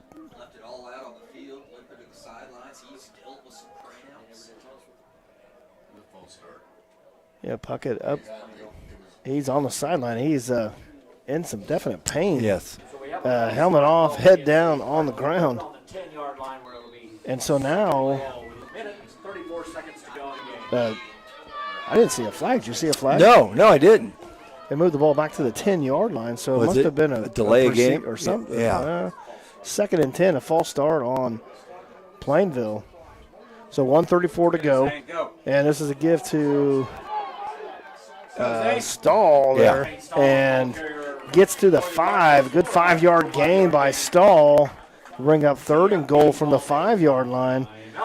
TMP takes their final timeout. 1:26 to go. Stahl did a nice job there. He pressed the line of scrimmage. Then they'll bounce cut to outside to get that additional yardage. You give him a chance maybe to keep this. Well, it is 1st and goal, or 3rd and goal, I mean. But if you don't get it, do you kick this? No. I don't want to take a chance on a block. I don't want to take a chance on a block. I'd rather take a chance on maybe we scored the touchdown and just end it. That's been 3 for 3 today on extra points. Well, that's true too. So I just know that in small schools you don't get enough time to work on the snap, the hold, the kick. When you see them at the NFL level or even the college level doing that, it drives you nuts. Like, that's all you guys do, you know. But these guys are all playing, multiple positions, doing different things. So 3rd and goal here from the 5-yard line for Plainville. It looks like Puckett's back in the game. Puckett came back in the game. Stahl with the 5-yard run to get it to the 5. So 2 tight ends set for the Cardinals at the 5-yard line. This is going to give to Puckett, and he's hitting the backfield. Good penetration up front there. That was Lyles. Yep. Lyles came in. A nice job of tackling. Be 4th and goal from the 5-yard line. So 1:05 to go. Clock still running. Now they might go with what your plan was, Curtis, because they seem to sub down like it's going to be a kick. It's 4th down. They got 3rd down on the down marker, but it's 4th down. But here's a field goal attempt by the freshman Ditter. From Madrid, Spain. Correct. 20-yard kick, and the kick is up, and he got it. He got it. From Madrid, Spain. Gets the extra 3 points. The field goal is good for the Cardinals. What a kick there. Hell yeah. And what I'm trying to figure. And so what a play. I mean, they set that up pretty nicely though. Well, when they had it, they've got a kicker, and it's going to either 4th down attempt to get in the end zone, or if you kick this field goal, which they did, now it's a 10-point lead, and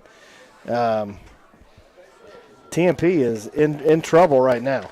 Well, but that shows great faith in your special teams there. Yeah. You trusted your long snapper to get a good snap off. Yeah. You trusted your holder to get a ball down. Sometimes under that pressure, you don't get the result you think you're going to get. So those kids did a nice job executing that. Yeah. So that was a 22-yard field goal make, and that was that's going to be the nail in the coffin there. But like you said, you had a lot of faith in your guys' ability to not let something negative happen. Because even if you miss the kick, they get the ball on the 5-yard line. Big deal. So now a short kick going to be picked up by Brown at the 35-yard line. Spins down to the 39, but wow. And first when Brown picked up, why not let it roll out of bounds? Well, I don't think it was a sure thing it was going to go out of bounds because Plainville had someone streaking down the sideline there. Yeah, that was you're exactly right. There's no sure that was going out of bounds. So now with just 34 seconds to go in this ball game, down by 10, TMP in pretty bad shape right now. Lyles looking to throw a quick pass across the middle. Finds Puritan. He's got to the side to the 50, 45, and runs out of bounds. 28 seconds now to go. 46-yard line of the Cardinals. What a great ball game here between yeah. these teams. It just was going back and forth, and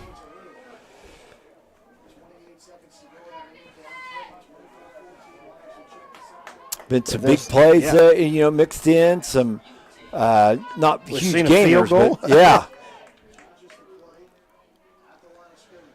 Now Lyles, again, out of the pistol formation set, looking to throw. He's got some time, goes to his right, throws across his body, finds his receiver, and that's Saib out of bounds. Good catch out there by Saib, and it'll be out at the 22, 23-yard line. 21 seconds left. TMP's going to not go quietly into the night. Yep, a 24-yard line. So a couple of decent throws here by Lyles. Gets the Monarchs down pretty good field position. Twins to the left for Lyles out of the shotgun set. Looks like maybe he's changing the play at the line. Low snap. Looking to throw, and he just throws out of bounds. Just did what he can. I mean, he just tried to get the ball out. Plainville coach is wanting a grounding. Not going to get it, looks like. Yeah, ball landed at the feet of the guy in the far stick there. I was going to say, they were about ready to give him 5 free yards as well. But second down and 10 from the 25-yard line. 16 seconds left in this ball game. 24-14, Plainville with the lead. Low snap again, looking to throw. Has his receiver. That's Saib, and he's slung out of bounds. He's going to say he's inbound. Nope. Stamper on the stop out there. And so they said roll it, then they stopped it. So we'll see. Yeah. Well, it was a strange end to the play. Stamper ended up with the ball. But, I mean, the receiver may have been down, but it was just a strange ending to whether it should be roll the clock or not. He said initially to roll the clock and then change that. So 3 seconds is on the clock. Let's see what this.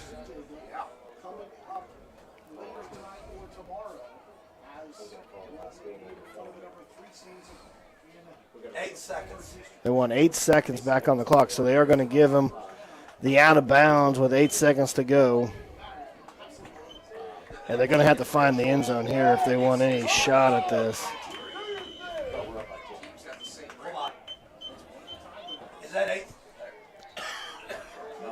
So clock is set, 8 seconds to go here in this ball game. 24-14, Plainville. Now the clock hit.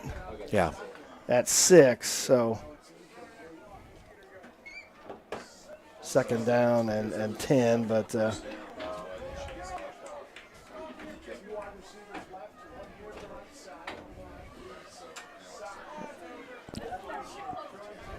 This has been an interesting game, though.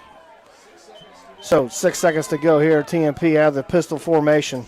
Looking to throw. There's Lyles. As his receiver and in and out of his hands. Good coverage out there by the Cardinals. And that's going to be the ball game. And what a ball game this was, Chris. 24-14. Plainville with the lead, or with the win. And they are going to be district champs here in the Class 1A District 8 division. TMP, they hung in there, fought real hard. Yeah, they really did. And if you'd have said that TMP was going to lose a couple players to injuries, that they were going to have that many penalties, you'd like, they would have no chance. But they had a solid little medium depth passing game that kept them in the game. So Drayden Puckett, a fumble return for the touchdown and a running touchdown. Roy Bright Jr. had an interception for Plainville. Joey Dentino, he threw 3 interceptions, but he did throw a touchdown to Noah Brewster. Those are the scores for the Plainville Cardinals. TMP, Carson Lyles had a touchdown throw to Grant Nels, and Alder Brown had a touchdown run. Lyles, Brown, and Isaac Puritan, the interceptions for TMP. Monarchs will finish 3rd in this district, with Plainville winning the district, and so TMP will go on the road in the first round of the playoffs. Let's do a final check of the scores around the area, get you updated on all of those. All of those have surely went final. We were running late tonight because of the injury to the TMP player that we had to wait for the ambulance to come back. Yes. Take him to the hospital, wait for him to come back. So. Interesting. There must be some pre-existing relationships from when Coach Stevenson coached here. There seemed to be a lot of conversations on the field. I mean, there seem to be very positive conversations, not anything bad.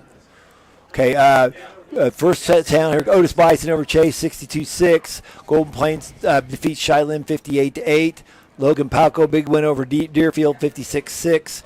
Osborne handles Thunder Ridge, 50-0. Hill City over Decatur Communities, 56-20. Hoxie, big win over Rollins County, 52-6. Stockton, they didn't have a score for a long time. So that is an upset. Did they win that ball game? Yes. They've tried to trick us before, saying Stockton's won ball game. They've had the score reversed, but if that's the real score, Stockton, the first win in almost 4 years. Wow, that's huge. If that's true, I know we've been fooled before. So hopefully that's true. Yeah. Trigo pointed out Quinter 48-0. Leota over Ellis 56-8. Victoria big win over Hodgman County 46-0. Sacred Heart about triples up Republic County 32-13. Our score tonight, Plainville 24, TMP 14. Norton 27-7 over Concordia.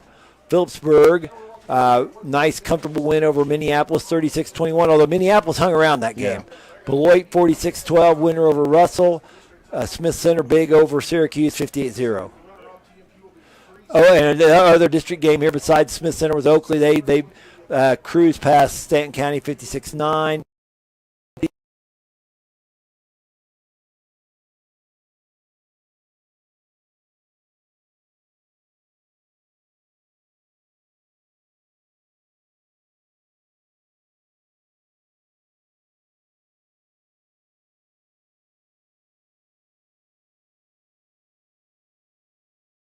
Games being played tonight, and we start the playoffs next week, Chris, and this is our last game of the season, so I appreciate everybody tuning in for this season, watching great football we had again this year, and thanks, Chris, for stepping in, filling in for Ivan today. So Sure. Thank you to our camera people working out in all elements. And this year the elements have been fairly kind to us, but and to the folks down in the van putting this wonderful production together.